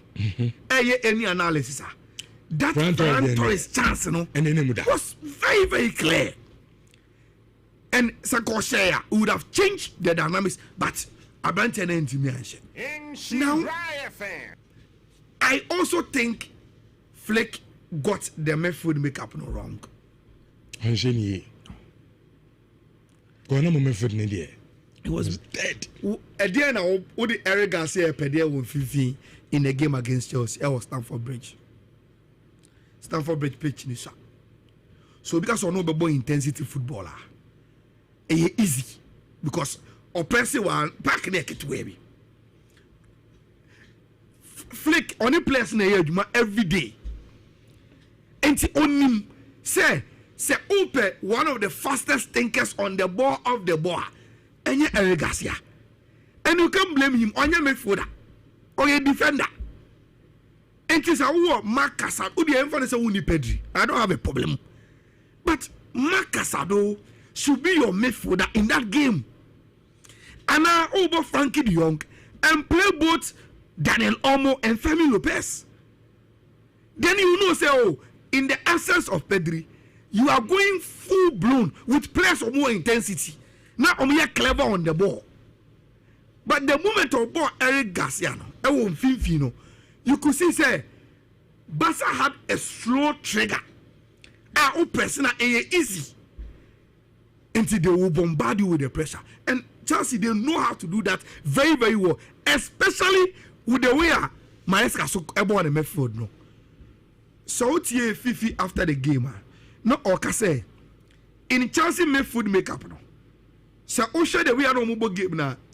It was Reece James as the holding midfielder, Moise Caicedo as the box to box. Why? Because already a friend of Maresca him say Eric Garcia and Barcelona 6er. Then the only player left in the Barcelona midfield Obetinya Hawaji will be Frankie de Jong. Say Moise Caicedo Gina 6er. It limits him on the kind of job Obetinya here on Barcelona transition. Let me free him. Almost Obibo says Cinemano. Not Onono should press the space now Barcelona will want to build. And so even though Moise Caicedo was playing as a box to box, Rich, Now the target and transitional midfielder in Eric Garcia. The target is the one who will go and receive the ball from Eric, because Eric Garcia who in build up. But Frankie de Jong. And once Okrosi Odinechi, Mema Onjibono, Ojibona meba, then you have to release it back. And it's all where Barcelona who said, Charlie, the way I am for necessity, and the way I chance asset up. Then one outlet a bit miako, through body or left. And the next option, a long ball to Lewandowski. Until Otimi block it, Chaloba moi. Now what me hold it play or invite to Mama can abemu. But Rich, so long ball to Lewandowski. Say Okuli boni Vienna or Pesa or Mama can bemua. Say Osha the way at Chelsea were aggressive with the way almost game no 51. The moment the ball even leave the leg of Lewandowski, no any other player be at the ball money biano. With Eric Garcia in the mix as your tradent, who is not too good on the ball, no, Chelsea will always suffocate you and won't feel you. And they did that very, very well. Now, the last thing I say, you see, Rich, you can know Barcelona a weakness, but to take advantage of that and score 3 is also a big problem. Clubs now Barcelona no one yes the way Barcelona but even Real Madrid has not been able to beat this Barcelona team 3-0. And Chelsea did a very, very good job. Me, even on the day, I was disappointed in Garnacho. And Unim said, time and Garnacho or Manchester United now there were rumors in the story said, or by Chelsea and FVC on Penono. I disagree with him because Namijiri said Garnacho a very, very good player. But in that game against Barcelona, Rich, me have some understanding why probably you have reservations on Garnacho. Nebona or Boltia Barcelona, it wasn't that effective, mommy. No, wait. Because on your 1v1 on a day, kunde na so. Imagine say if Chelsea had Obi to say Kopama, and Omuborn one of the wings, and Omubo Neto, and Obebi and Garnacho Bona. More direct, very aggressive with the 1v1. And the Chelsea beat match Barcelona best 5. But Garnacho the ball on the choir, or the Bona Banechi, or the choir or the Banet. And I could clearly see say Maesca at the dugout will be frustrated. Say young Kofono, let's take full advantage of them. But look at the few times Estivao decided say Onion I saw the ball on the Banechi or the ball on the Kodenim. That was Barcelona on the plate. Okay. And they did a very, very good job. Now, Rich, made them see. You see, you can have one big win over Barcelona. But, Mr. Chelsea fans, they should tone down on the emotions of some pronouncements via Omameki after Barcelona game. No? I don't say. Number 1, Fifi made it. Me to me stress. Let me say, I don't know Mendes were retired because he was here on the board asking you. Say, is Kukwera the best left back? Let me say, how? Yeah, Kukwera is the best left back right now. How? Kukwera is the best left back. I don't know Mendes, no.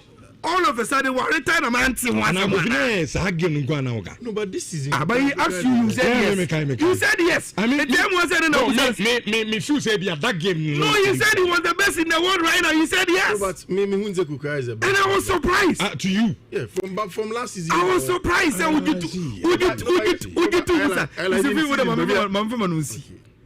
Then after the game, there is this. Okay, I will understand if it's on social media and I have fans. So have videos no. But to bring it to a certain level, say you do the level where we should start comparing Estivao to Lami Yamadi. Abba. And then maybe I'm catching Abba. Where did we get there? Where? Estivao. On your starter or Chelsea. Say no, be a fit to Chelsea. Tell me where Estivao will play.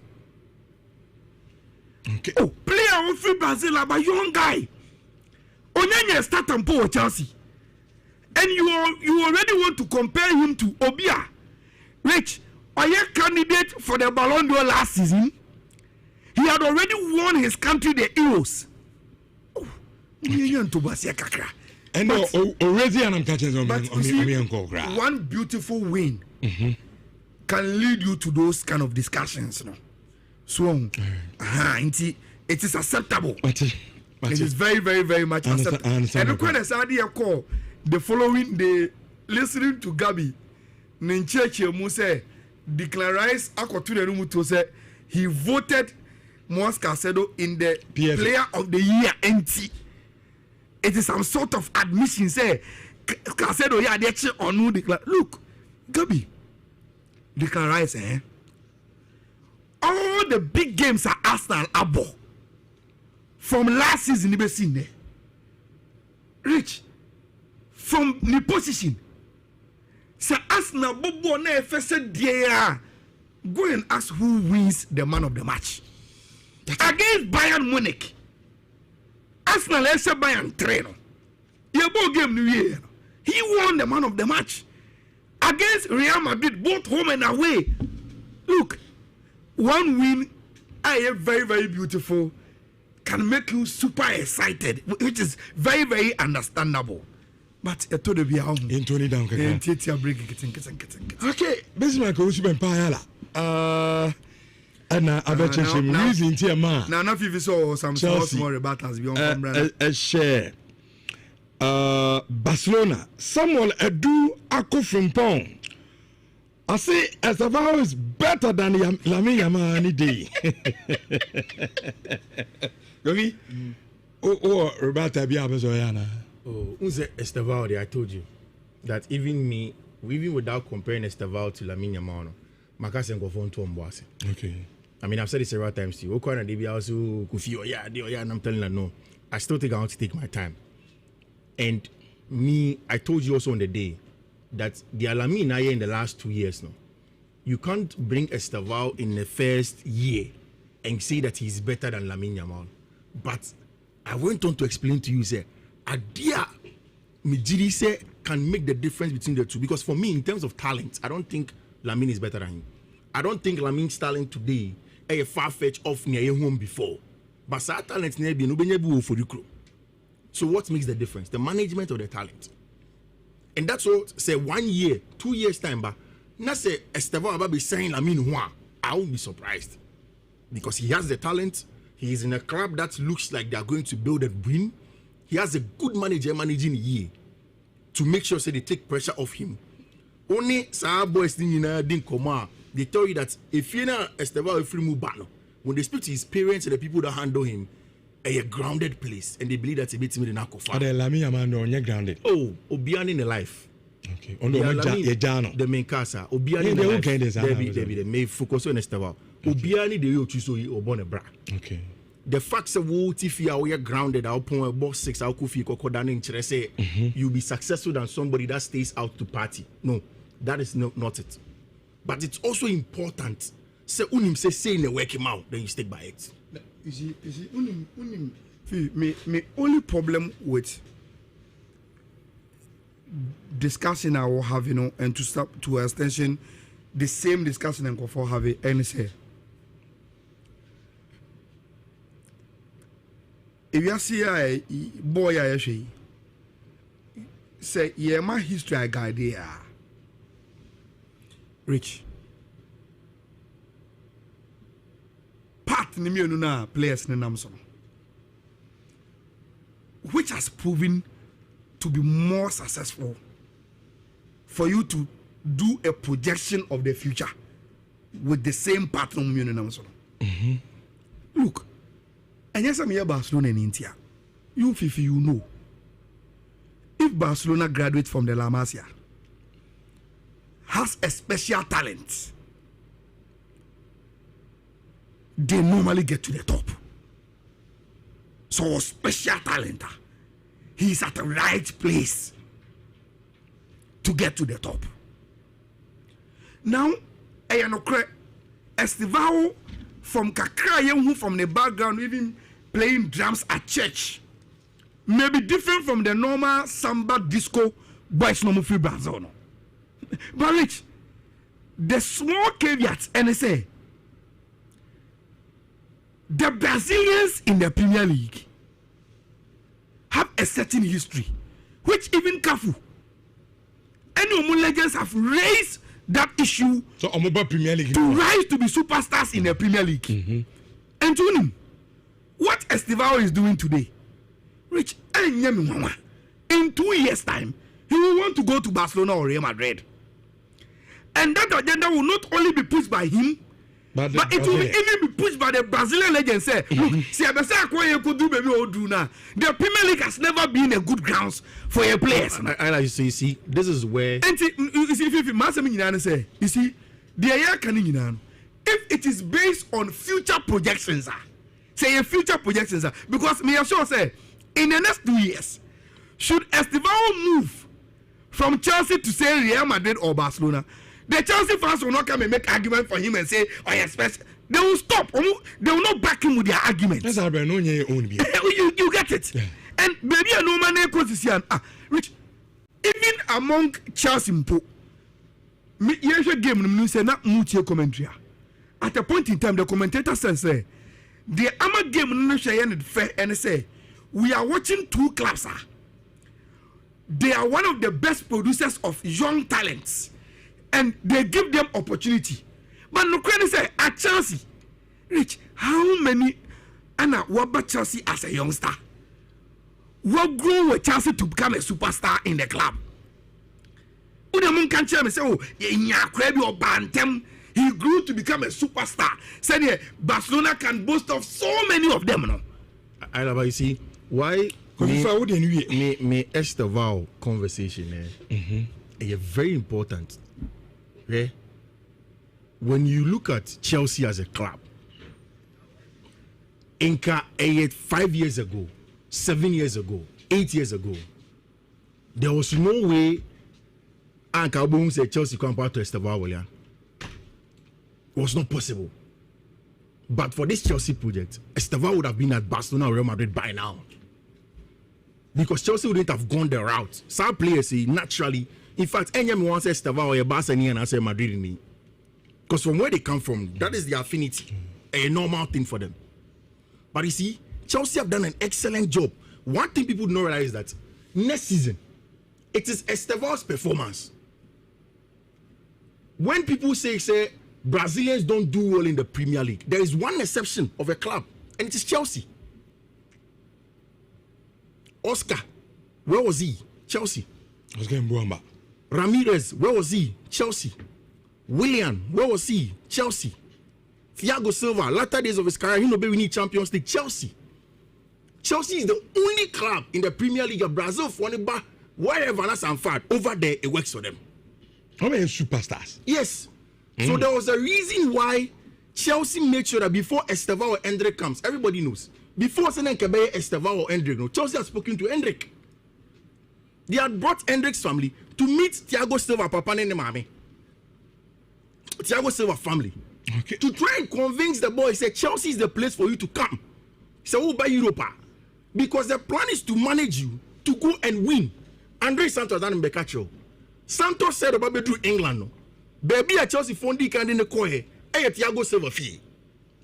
To try and let him know, okay, we want you to stay here, go through the ranks of Thiago Silva and then settle. Chelsea has a plan for him. But you see, the most important thing is that Estivao himself has to put out the performances he's put in consistently. And yes, no. Because like I says, I agree. Cole Palmer is the best player at Chelsea today. But say Estivao, you bought Barcelona and that's also we didn't go out. Or you bought Cole Palmer day. Or the emphasis English media crowd pushing Cole Palmer. The world at large, would they mention Cole Palmer? No. If Estivao goes to the World Cup and wins the World Cup, gets the semi-final, outshines Vinicius Jr., would the English media mention Cole Palmer if Cole Palmer doesn't play well in the World Cup? It comes to him. So, like Enzo Maresca says, that's why I think that Maresca is the best manager to manage this Chelsea project. There isn't any manager in the world that will do a better job than Maresca. And I've said it from the first day I listened to Maresca, Michel Fancy. And when you look at Estivao, Enzo Maresca about Estivao, or say and me compare Estevao to Lamine. Like I said, allow the boy to enjoy his football. I don't think Lamine has superior talent than Estevao. But per what Lamine has done in 2 years, Estevao will be after Europe. He has to be able to get to the podium of Ballon d'Or before we compare him to Lamine. Or do better. Until he's not there. And before say Obetimi better, no, he has to win the Ballon d'Or. That's all Lamine has not done. I see. And close that chapter. Just a statement. The FIFA can okay. We should just wait for that day.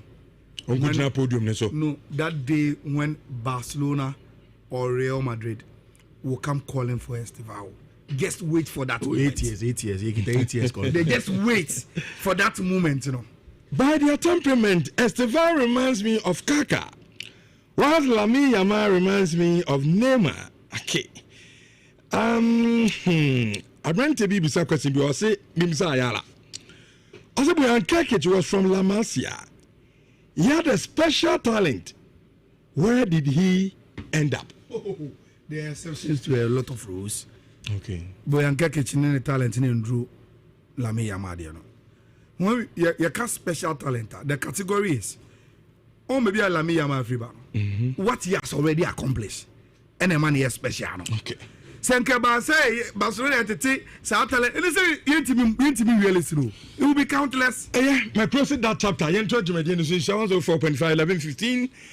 Na mini komo kitwe bi me shedan chekra na fe yentro Jumedian so. Emfa emamo yene akwaba magic mpanifo na edin komo awo ejumedie no eso run me DSTV, one of my favorite channel the akwaba magic na I mean yebese edin komo kakra ni nyina na yehwe how special akwaba magic channel no enso eyese na bia wonso no anytime bia no so he DSTV wonso betimi me ne Gladys Oredu marketing PR manager at the Emma Akwaba Magic Channel no and Edi Ayankomo. Glad to me. Good morning. Good morning, no. Patron, I want to say Yamanadum, also. Yamanadum, me ho pa. Minim say Ghana had the old ban ni padodo na ebano the entertainment space na.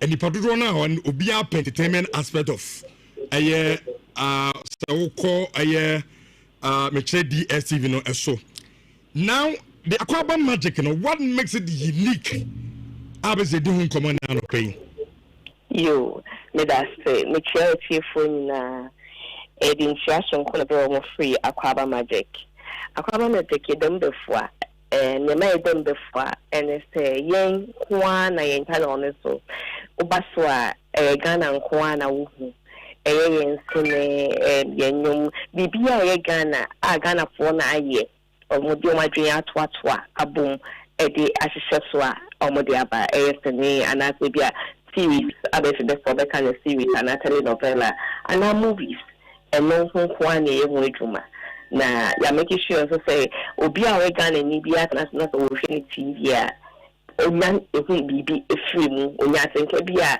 e ma ne beto ne yem if you say we no Akwaba magic so. Okay. Wow, me say me one of my favorite channels DSTV no so no the Akwaba magic. That's because yeah. Some me Ghana ni. Some me appreciate bibia Ghana. Enti me say many je pa and make us me bom abaso mon koso na mon project Ghana. Ye niam ni ye Emma Obian Suni and said the Ghana Hunsam no and so AC etie. But then Mami Musao, how important and the local language now Akwaba magic. I mean so share ebia movies near the abos the Ghanaian Yanian Kasa near the war no and no na wote awasum. How important and the Obia or share Akwaba magic no. Here did it brief. So, say a few more Ghana Hanimusia. I said, of a Casan, I did it for ever. Now, a bit will be no. I say, trim my young Casana crowd on a Mokana, Anya, a young ferry, and I say, Bimpano and Refi, where Blue Campo.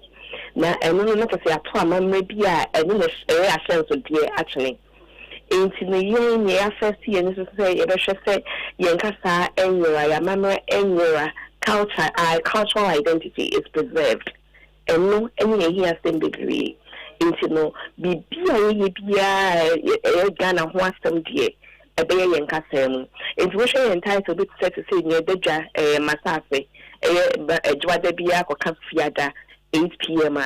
Masase echi nkwanye ka wo na ansa na masase so kampo ba so no ye di nkan ye bi tse no na koto amonimes era ye trust ni ko sika bottle je say brinya ni na ye di chi kasa na ye na nko na ni ya so kra ye wie ba ko September ya House of Clue and then ye ko ye nya no voter or makasa any profakasa any the years after no any be ya ye nya no say voter and o mete o mo say ampa o makasa ni ye kana asama I kana otia otiasie na ni je e mo no so associated say ya kan na ka ho enya no ko ye wo ba ko ye fe the queen of Accra ni ye ni bia ye try enkan ko Accra stay by plan it just obi catchy obi cabrofo obi kan kasa out no one say market queens or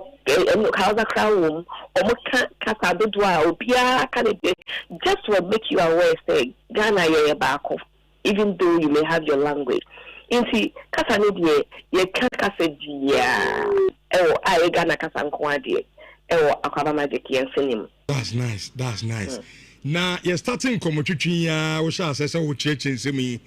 In fact, your chef for near tier for interest Akwaba Magic na can see say astrono kwa na air control mu bisa say so ko dia se so no person hwe Akwaba Magic na channel near saying we say DSTV na wo dia na nye unya bo ba ko enu she with the makachi 150 and DSTV channel no na say you go TV so 102 ubina Akwaba Magic na you can come for the so yes you on so bim DSTV na you so onko he 150 okay any DSTV na the minimum bouquet I friend access okay if you do kwafanya for kana so ubenya Akwaba she we have to Akwaba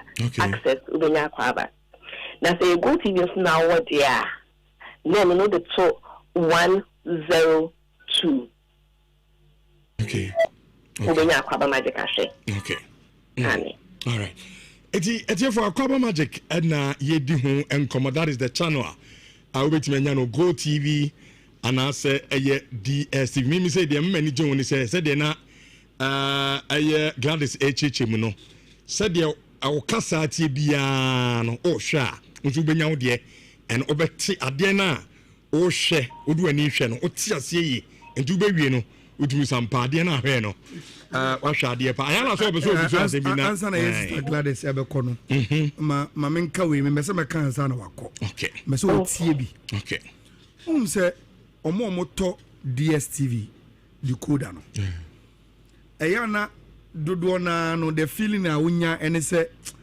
I say you are too much used to Ghanaian channels until be say o ko foreign kakra o ko international nti one way ubenya some perception be say DSTV no so no Ghana sambia sada niwa a drew international standard enumpo no one way uze na say nkofosio Ghana movie industry no egu omunya hwe unsha Akwaba Magic na obekasa skate unsha Akwaba Magic na obekasa the ambassador mekenya ne say uwo DSTV rich out of all the channels in there was no the amount feeling Ghanaian say only DSTV ubas o show ukrom content ebetimi amachi any international television channel eno ani Akwaba Magic o de to say a series no mu year say a talk show say entertainment you feel say this is a Ghanaian like who relate as a Ghanaian and then mama peno ti say me wo fia say me hwe me boy nyina wi na me be say me hu say DSTV no me nyam fa so afisu as Ghanaian na ma switch coach and 150 I will get bibi mama who say this is international standard Ghanaian channel la bibi a ope bia na otimi hwe na make no ye movie industry na mu yo Debe one is House of Kulumune Rich, you watch movies I have unless if you Aquaba Magic. Yeah, one year this really house of to see quite nice the pie coffee. And on a Monday be 9 p.m. or sharp of any fancy. Na yenya papa Kwame Jokoto Calabos yene ba Calabas ba on bra wakefi. And new series amade ba. Me say any new series afi na amade ba. Aba Monday be wow. I as 3rd November. Okay. Monday and you may be at 9 p.m. Na you read December me Aquaba Magic mo bibi a surprise ma mo viewers ana. Hey, bro, what the some more? Just say titles make me have a bar mouth. I should start from Monday to Friday 8 p.m. no. Now, we will try making sure say we should play by ear. Fridays 9 p.m. Now, apart from this, I can say Mondays 9 p.m. Yenya Matilda Saria or your dating Kumase or me a series be the Abahan and say I friend and Merku say a Benada Biano quad out of Yashep and Merku 7:30 p.m. Into no as well the pa now Afcon was a Ghanaian in Yanko into no a bear say be a coffee almost say on March no meaning come with because one country our eternity but tap because being a year my own show and say omre and so be the pa now near the classroom when say the same simple also if you access now which year yeah you better be do the next bouquet family Utia family, so I don't call the next one compact. Just a diabetes be the back of Catafamau, a do co any. It's a good day more day. No more the pa. But I've gone crown him dinner. Well, Ghana, yeah, they try World Cup here, more and chocolate. And it's a bone tea, you bring out con her dianese. And Nhyira Mudie, a minimum of final message to our fans and the subscribers now, young fan community. The person to what show say you after January 2026 the kind pa lamano and then crime still but it was because it was Ghana phone Ghana phone you short subtitles to at least or be able to full story not year 5th January the lamano so every Monday 8:30 p.m. a free January a year rim. Now at the Tuesday so near the Market Queen season 2. And we have actual brewer just one or don't me free KGT market I will demand any real crime market. No, Casa be able to go to better house, I'll better in crime, but I be a can casta woman any idea any cat is one a year. It's one season 1 and season 2 no a short year 6th January. And also 8:30 p.m. Na interest ho. You know my told so the fufu be able to dry and a deputy for crowd Aquaba Magic say from the bloodline. There was a bloodline no over to me I share Aquaba Magic so Wednesdays any Thursdays 8:30 p.m. It's 8 January. Now and you know why other things is why they can home. I did, but now you're right. As for the most part, you didn't feel me into no surprises the breed, the extra. Into no, when that channel 150 DSTV and I say Go TV channel 102. I won't have the breed again in my shame. That is Yendance Pa na Mama Basso. Sir Mugusua na Moton Ghana ye at the Ama Aviasina Yamishamo. Amen. Yada was the Okay, Aquaba Magic Channel no and you know Munkudi Community Bronya na also the channel so you should DSTV 150 that is 150 or a Go TV so a 102 na or the Ashenema and also Ekoso and no the about 11:28 in Shawan 4.5. Ochina Saturday, the weekend edition, Ibenya Bre. Na weekend games na Ebasono, ya preview of the games, no problem. Ochina near Tanason Krona, Yebram, our man in the games in Hong Kong, in the Amamansana, the FSM no Atuam so the Amamti, Yamrafi. Na yemfa afisam no ento adwumade no so ema yete for ba before ebe fi kra no ene ye nua Kwabena Abramovich abrantewi on fire show in ya gro kwa one of our dent listener awo abroche abrantero US I feel so US no Kwabena Abramovich so US and I know no yeah I think Kwabena wo US on fire show in ya gro kwa anti Kwabena and I'll pay happy birthday to Nyami shop and you say, oh, UK mum. Oh, okay. You say, Kwabena Abramovich, our UK. It's Kwabena, happy birthday to Nyami shop. Na debia koswa eshe Jumedino and my baby Ubiano, Nakopon and Tunkum. Na the crap Ejibian and Yakopon and Fa and the mom.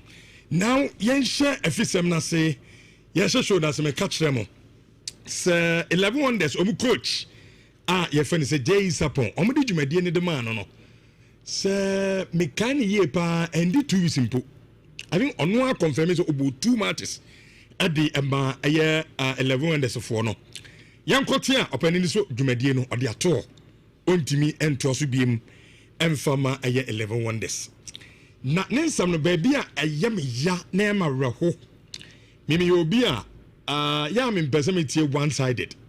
Na so what conclude asem no ka wuti ha no wati ha no hu said the obesi aka won sem no if as wuti Jay Sapon nsem na o kana asefem eya na enkan sampam fam ma ye league na ye bo titiriw any team I from say 11 wonders na de kan kra no oche reason tia obeje dwumade no na anche just 2 matches per and oboma 11 wonders now so on to dwumade no so biem as a coach at the moment, or church reason tia a man or a resign.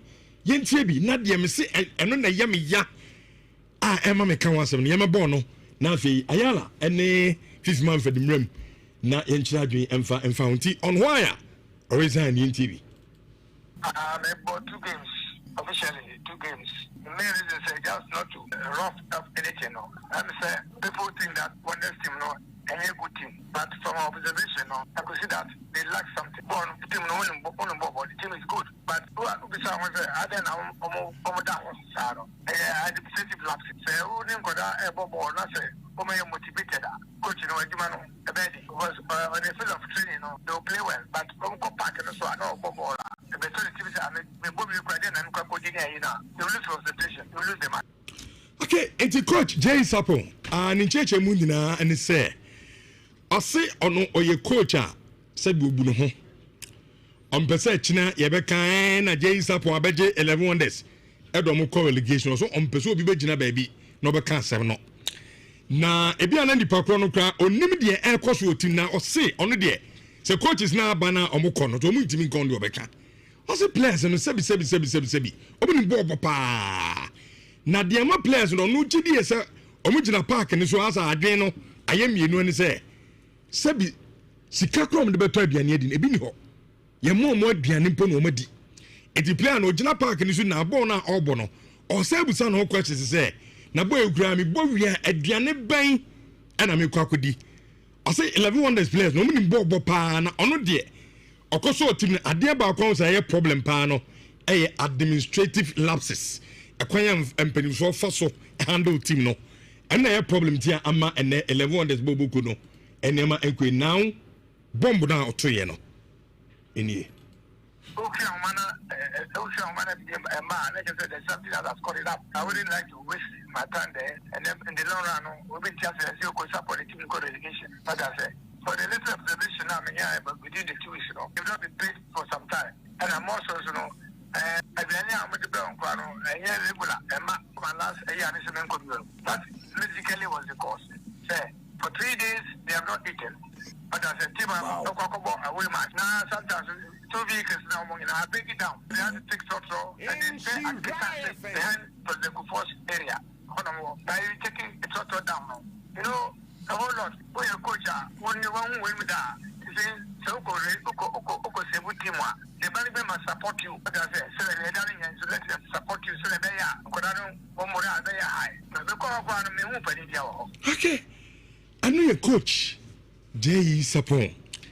And Odessa Komi at the 2 year Yanma Sempa 94.7. And him. Ala, baby, how many and the amount of no. Mean to me, can I say, I try and say, 11 wonders for the bidding come on. Na yet see almost the side of the story. Nanka, you see who say, a seminar coach, cano because this is serious. Say, player of both Premier League.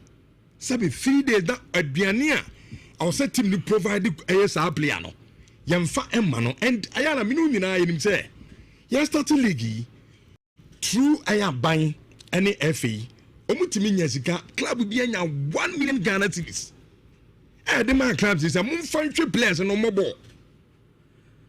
This is serious.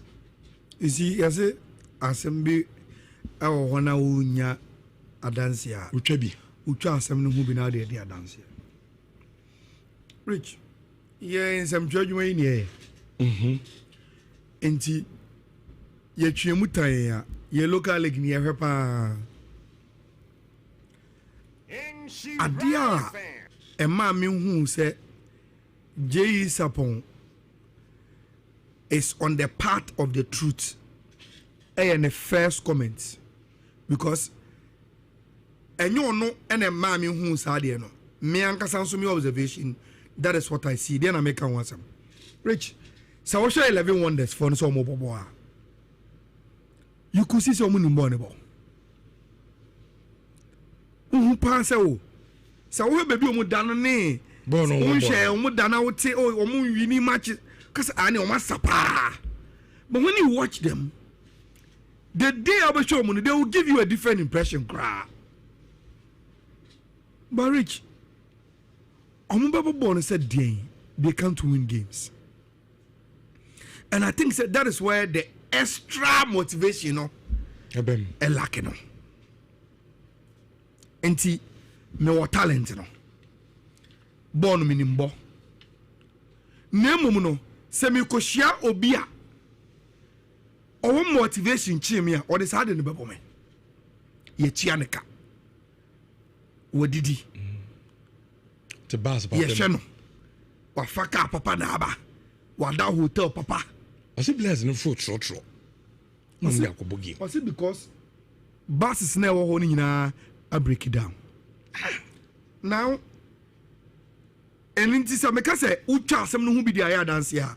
That is where a mommy who say J is upon our basics to say whatever. Because I also watch the team and I can see say on the raw way no almost there, but they lack baby.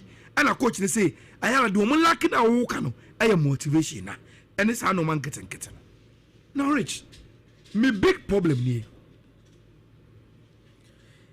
Nya Shahai and Kase, we don't know the people behind 11 Wonders now. Omo behind 11 Wonders were the same people that were behind Lagos Cities last season. Now you see, that is where the problem is. So, Rich, as a group, Mukuta Lagos Cities, more problems you had with Coach Parkwasi Fabian. And the science and yeah, discussing concerning player motivation and player welfare. And I'm wondering one Muko relegation. Now wait, Muko relegation, no. Then rumor, see all Lagos Cities for the now they want to come back into the Premier League by buying a club in the Premier League. Yes, Team Yana Mubo last season, more struggle to keep up with the Premier League. Motivation, Sikada free here no manya.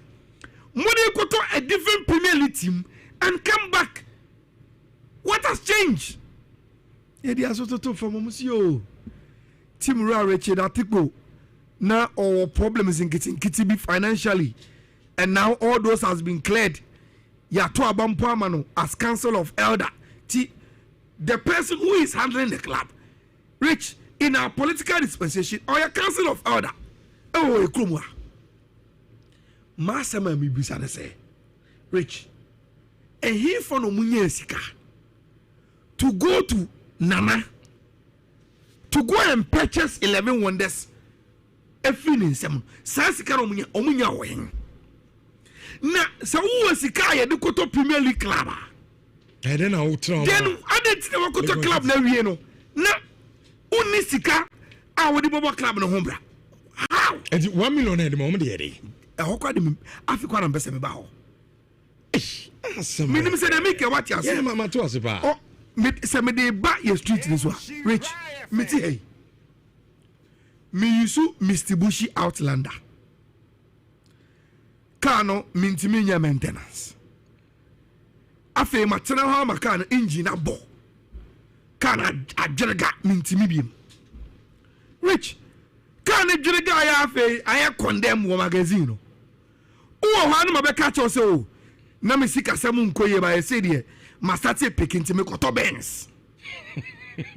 From distribution. Me be say afi de me say me cheap Benz because me say me maintaining my class. Then you tell me say now who chimusi na who nis ka o de maintain you. I'm sure they be say they be sika semu here. Na Benz no kwa say baby a bank na o ma me loan am makoto no. O mo say me tokro o mo say abetimi ama me maintenance sika bi kwa won chem nti me motivate say me koto. Rich say me koto Benz no. Now for the bia Benz in a mintimi fan ko silver star. Mintimi nya maintenance, mintimi to fuola. What will you tell me? That is what is happening. 11 wonders. You went to relegation with Lagos Cities, but you had money to go and buy another club in the Premier League. Who go to team you know? Friends somebody yet. No Rich. Okay. There.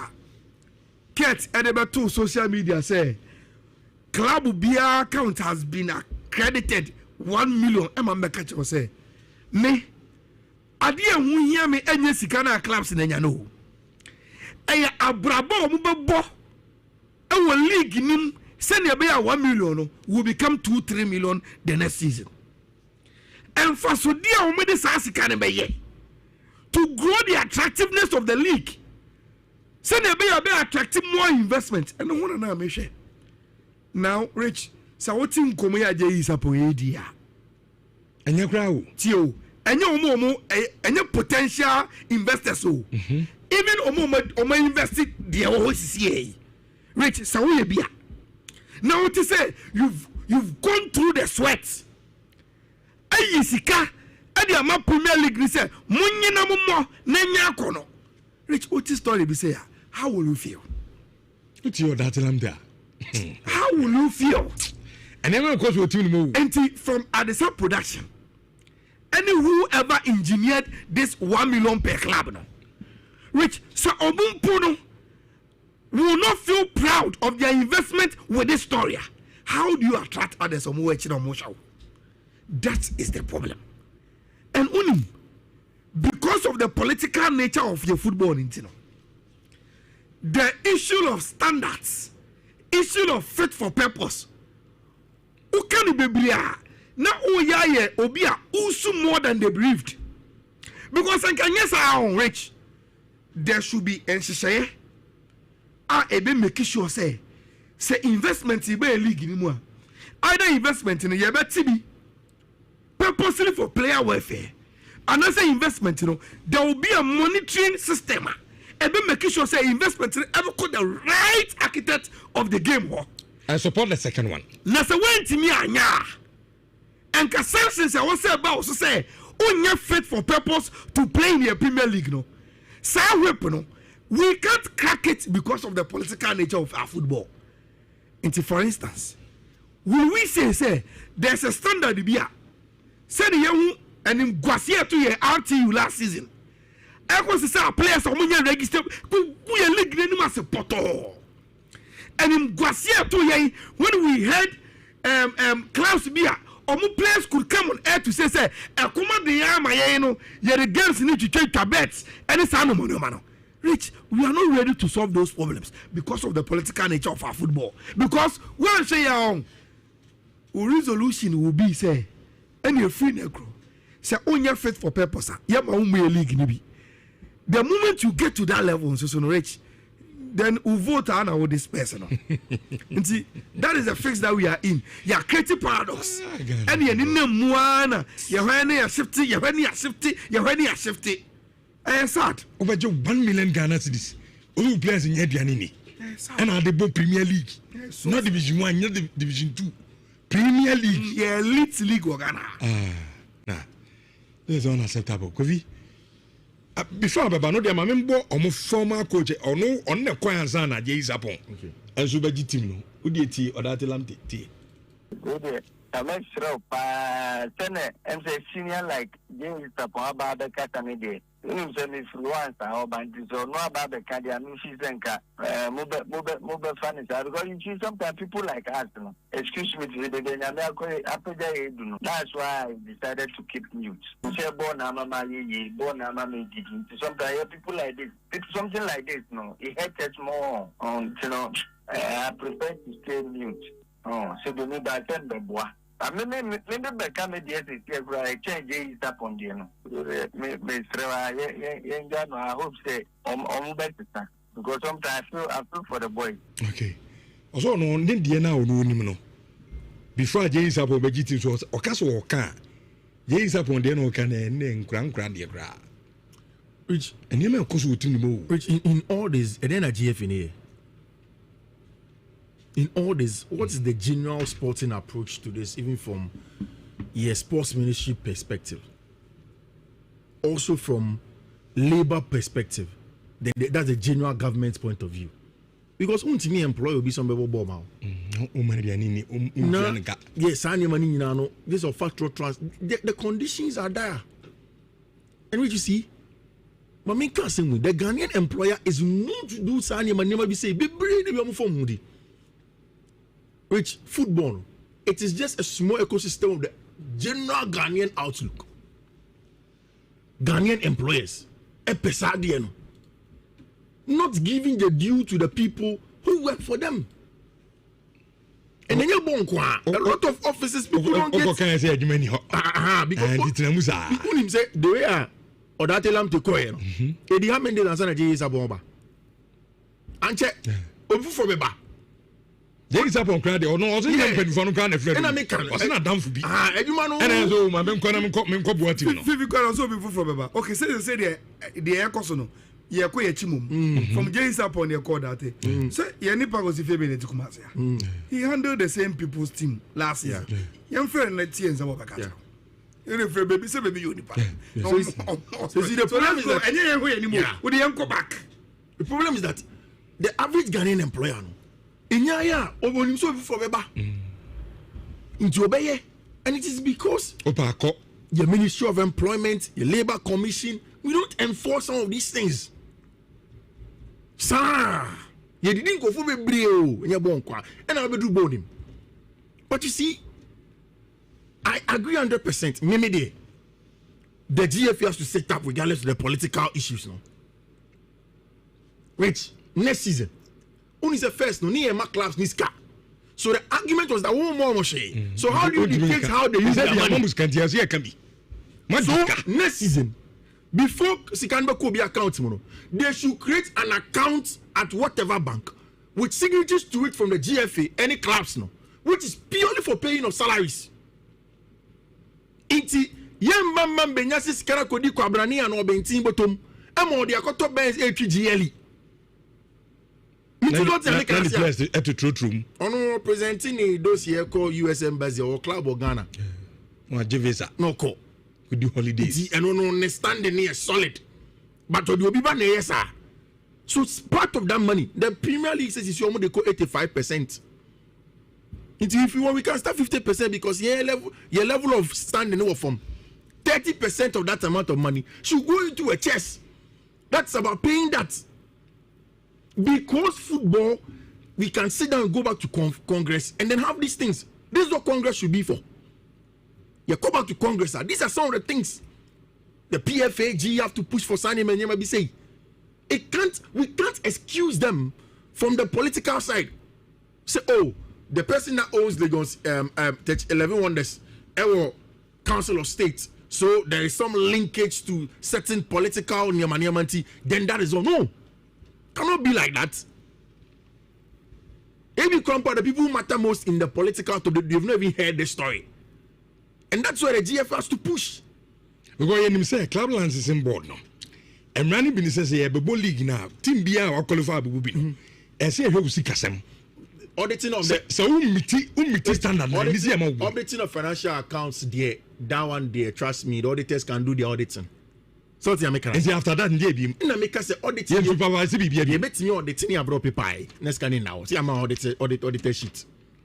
What's the American? Now we'll be in crowd with your accounts on funny or on only account auditing. Now, okay, Amazon for accounts, ban an audited account too. No, for you, let me make us much. No, say no, make sure there. I brought from the tree. No, or the music out to or Korean year film. So, for a FIFA boy, I near the banner. It's audited accounts, rich. They can audit accounts. But let us keep part of the money. The clubs have to agree. And yes, sir, if people like Ayala come and say that it is the clubs that are at fault for your club, your league not growing now, you can't fault them. How will you begrudge? Because some pampas, I say league not anymore. You agree that payment of salaries is so now player about oh man lunch, oh man breakfast, oh man supper, and the new bini. You only then what salary near saying rich 700 cities, 1,000 cities, 1,002. What are we doing? A month. What are we doing? A day be around 50 cities. What are we doing? And here when we 50 cities. Ne health course and could proud this was our calling and Nabi who a Croatian saying at a Triamano. What are we doing, Rich? We need to enforce it. So the bottom line is Rich, political will. The ESCO of the FA, even though they are parts of the system, no. There are times and confirm doubting whether they will be able to enforce in your maybe, but they've done it. There were times that people didn't believe say even minimum wage about because the argument was that but they were bold to bring it, and see, they should enforce in your man getting kitibi. Meet me at Rich in Koma Edi, a home now from club licensing to a home ring now. But can't be fast show my mom political will, a leadership. But so when say, oh, that's how the end so if you sleep on the job, the other brand say a good brand new fee, and the brand becomes not attractive. And then a member of the defense any idea and one which they ensure say the right things are done for the good of Obia. Requirement you go exactly. It is standard no how the products still be kept for almost serious and it will attract investment for almost serious or may now and come here rich yen how many clubs on Premier League now? 18 sorry up 18 or more and we say na yet say comedy on place empempre but on says aba kupana hekin say omo makani nyina how hard they are using the 1 million even young apostles what in common America say enti ba kupo so why say what when to me and keep standard no with onu pena I bet say they no be say nyina but bloni no rich say wo na wo ye yo na wo so o meyi watu so nim yes so na yentwa on kitu abimra we say we the United fans are suspended you until further notice. Thank you, Richardo. You are Judas. What you meant for him? Okay.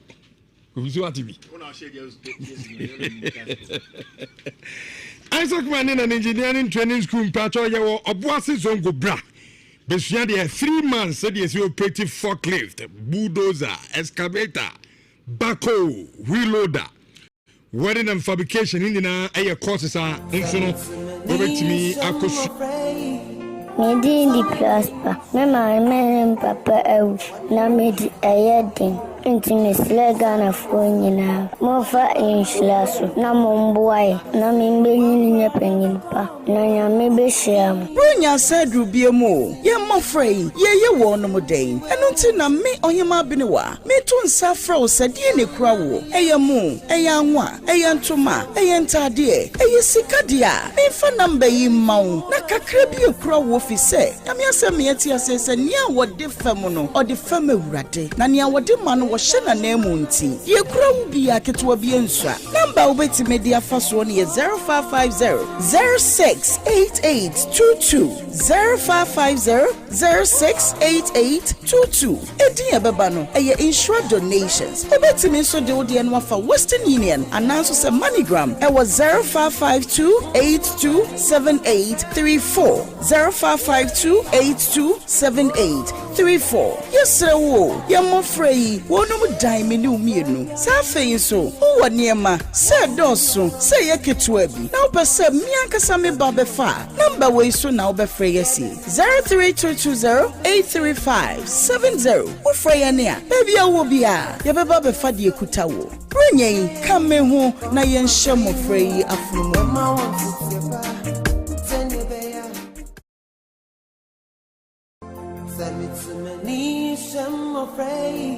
Medi di plaspa me ma papa ewu na medi eyedin nti mesle Ghana fo nyina mofa inhyira so na momboae na membenyi nya panyimpa na nyame behyiam Brunya said rubiemu ye mofrey ye wonom den eno nti na me ohema binewa me to nsa fra osadie ne kura wo eyemu eyanwa eyantoma eyentade eyisikade a me fa namba yi mawo na kakra bi ekura wo fi se na me asem me ati asese nia wode fam no ode fam awurade na nia wode ma no wo hye na na emu nti ye kura wo bi aketewa bi ensua namba wo beti media faso no ye 0550 068822 0550 068822 edi ebeba no eye insure donations obeti me so de odi eno afa Western Union announce say MoneyGram e was 0552827834 0552827834 yes wo ye mo frey wonum dan me ne umienu sa feyin so wo niema se doso se ye ketua bi na opese mi ankasa me ba be fa number we so na obefrey yesi 032208357 wo frey ne a baby awo bia ye beba be fa de ekuta wo brenyen kame ho na ye nhye mo frey afunumo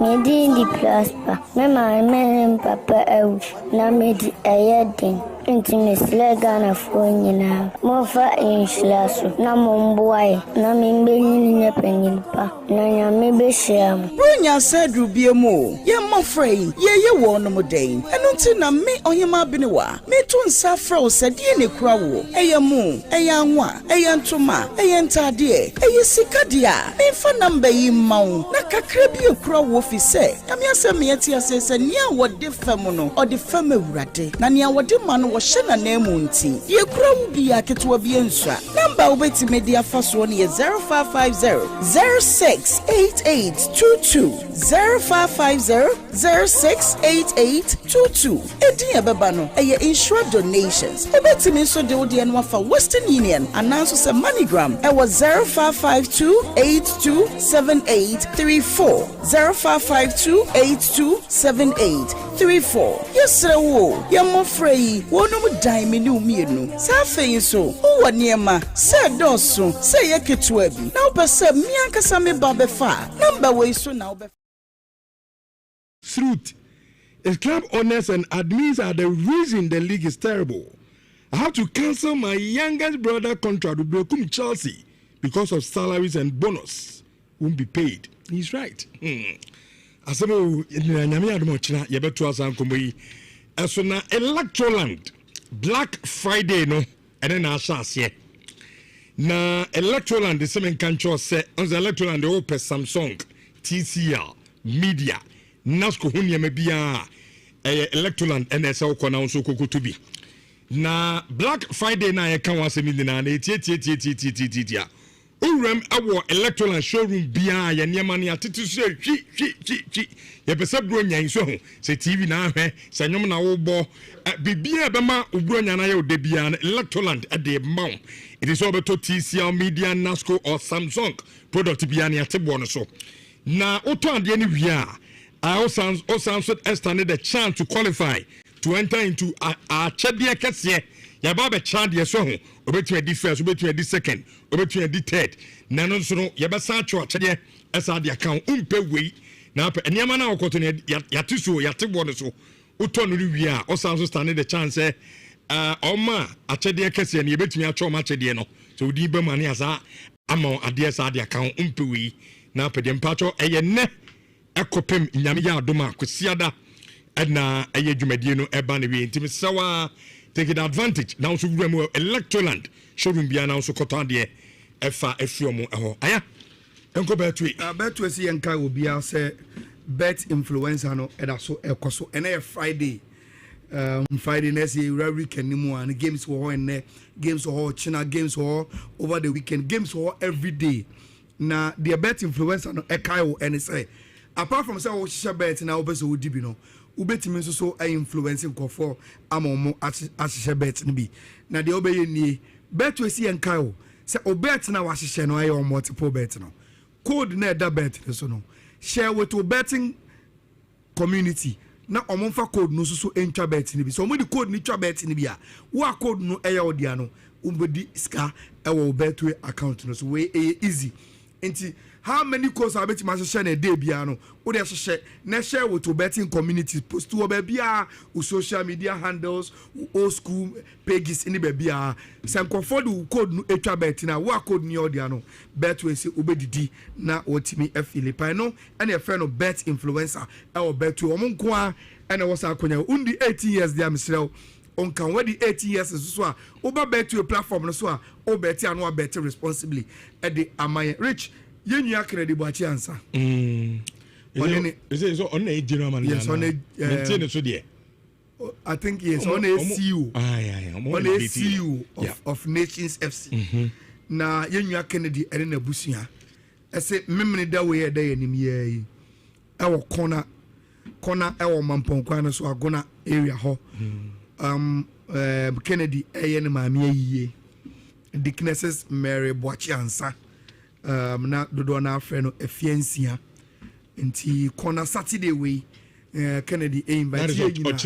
Oh yes, Ochina. Okay. Kennedy invite you. So Ochina 29th. Yes. Kennedy invite you. Say me boa no na on krakra ne maami achi kra e wo corner e wo mamponkwa no so agona nti Dicknesses Mary Boachi ansa another donor friend of fiancia with the 73 years in your credit by chance on mamma no nti yango kan enua ne ho na yentimi enjama me kwan kra e wo ho rich okay no that's it jeff emfamunso ne enkofa adom kase no emremo nyame adom ochina Saturday no nkron ye betena se the weekend passports no and as a weekend edition of Nhyira passports no at the Abram sisi ade adom kase na etwa so yeba the Friday edition of Obra at 1 oyema benwa anything na set na omonso emfa emetwa so emfa yakram nyina nyame yadoma insha nyame yadoma ochina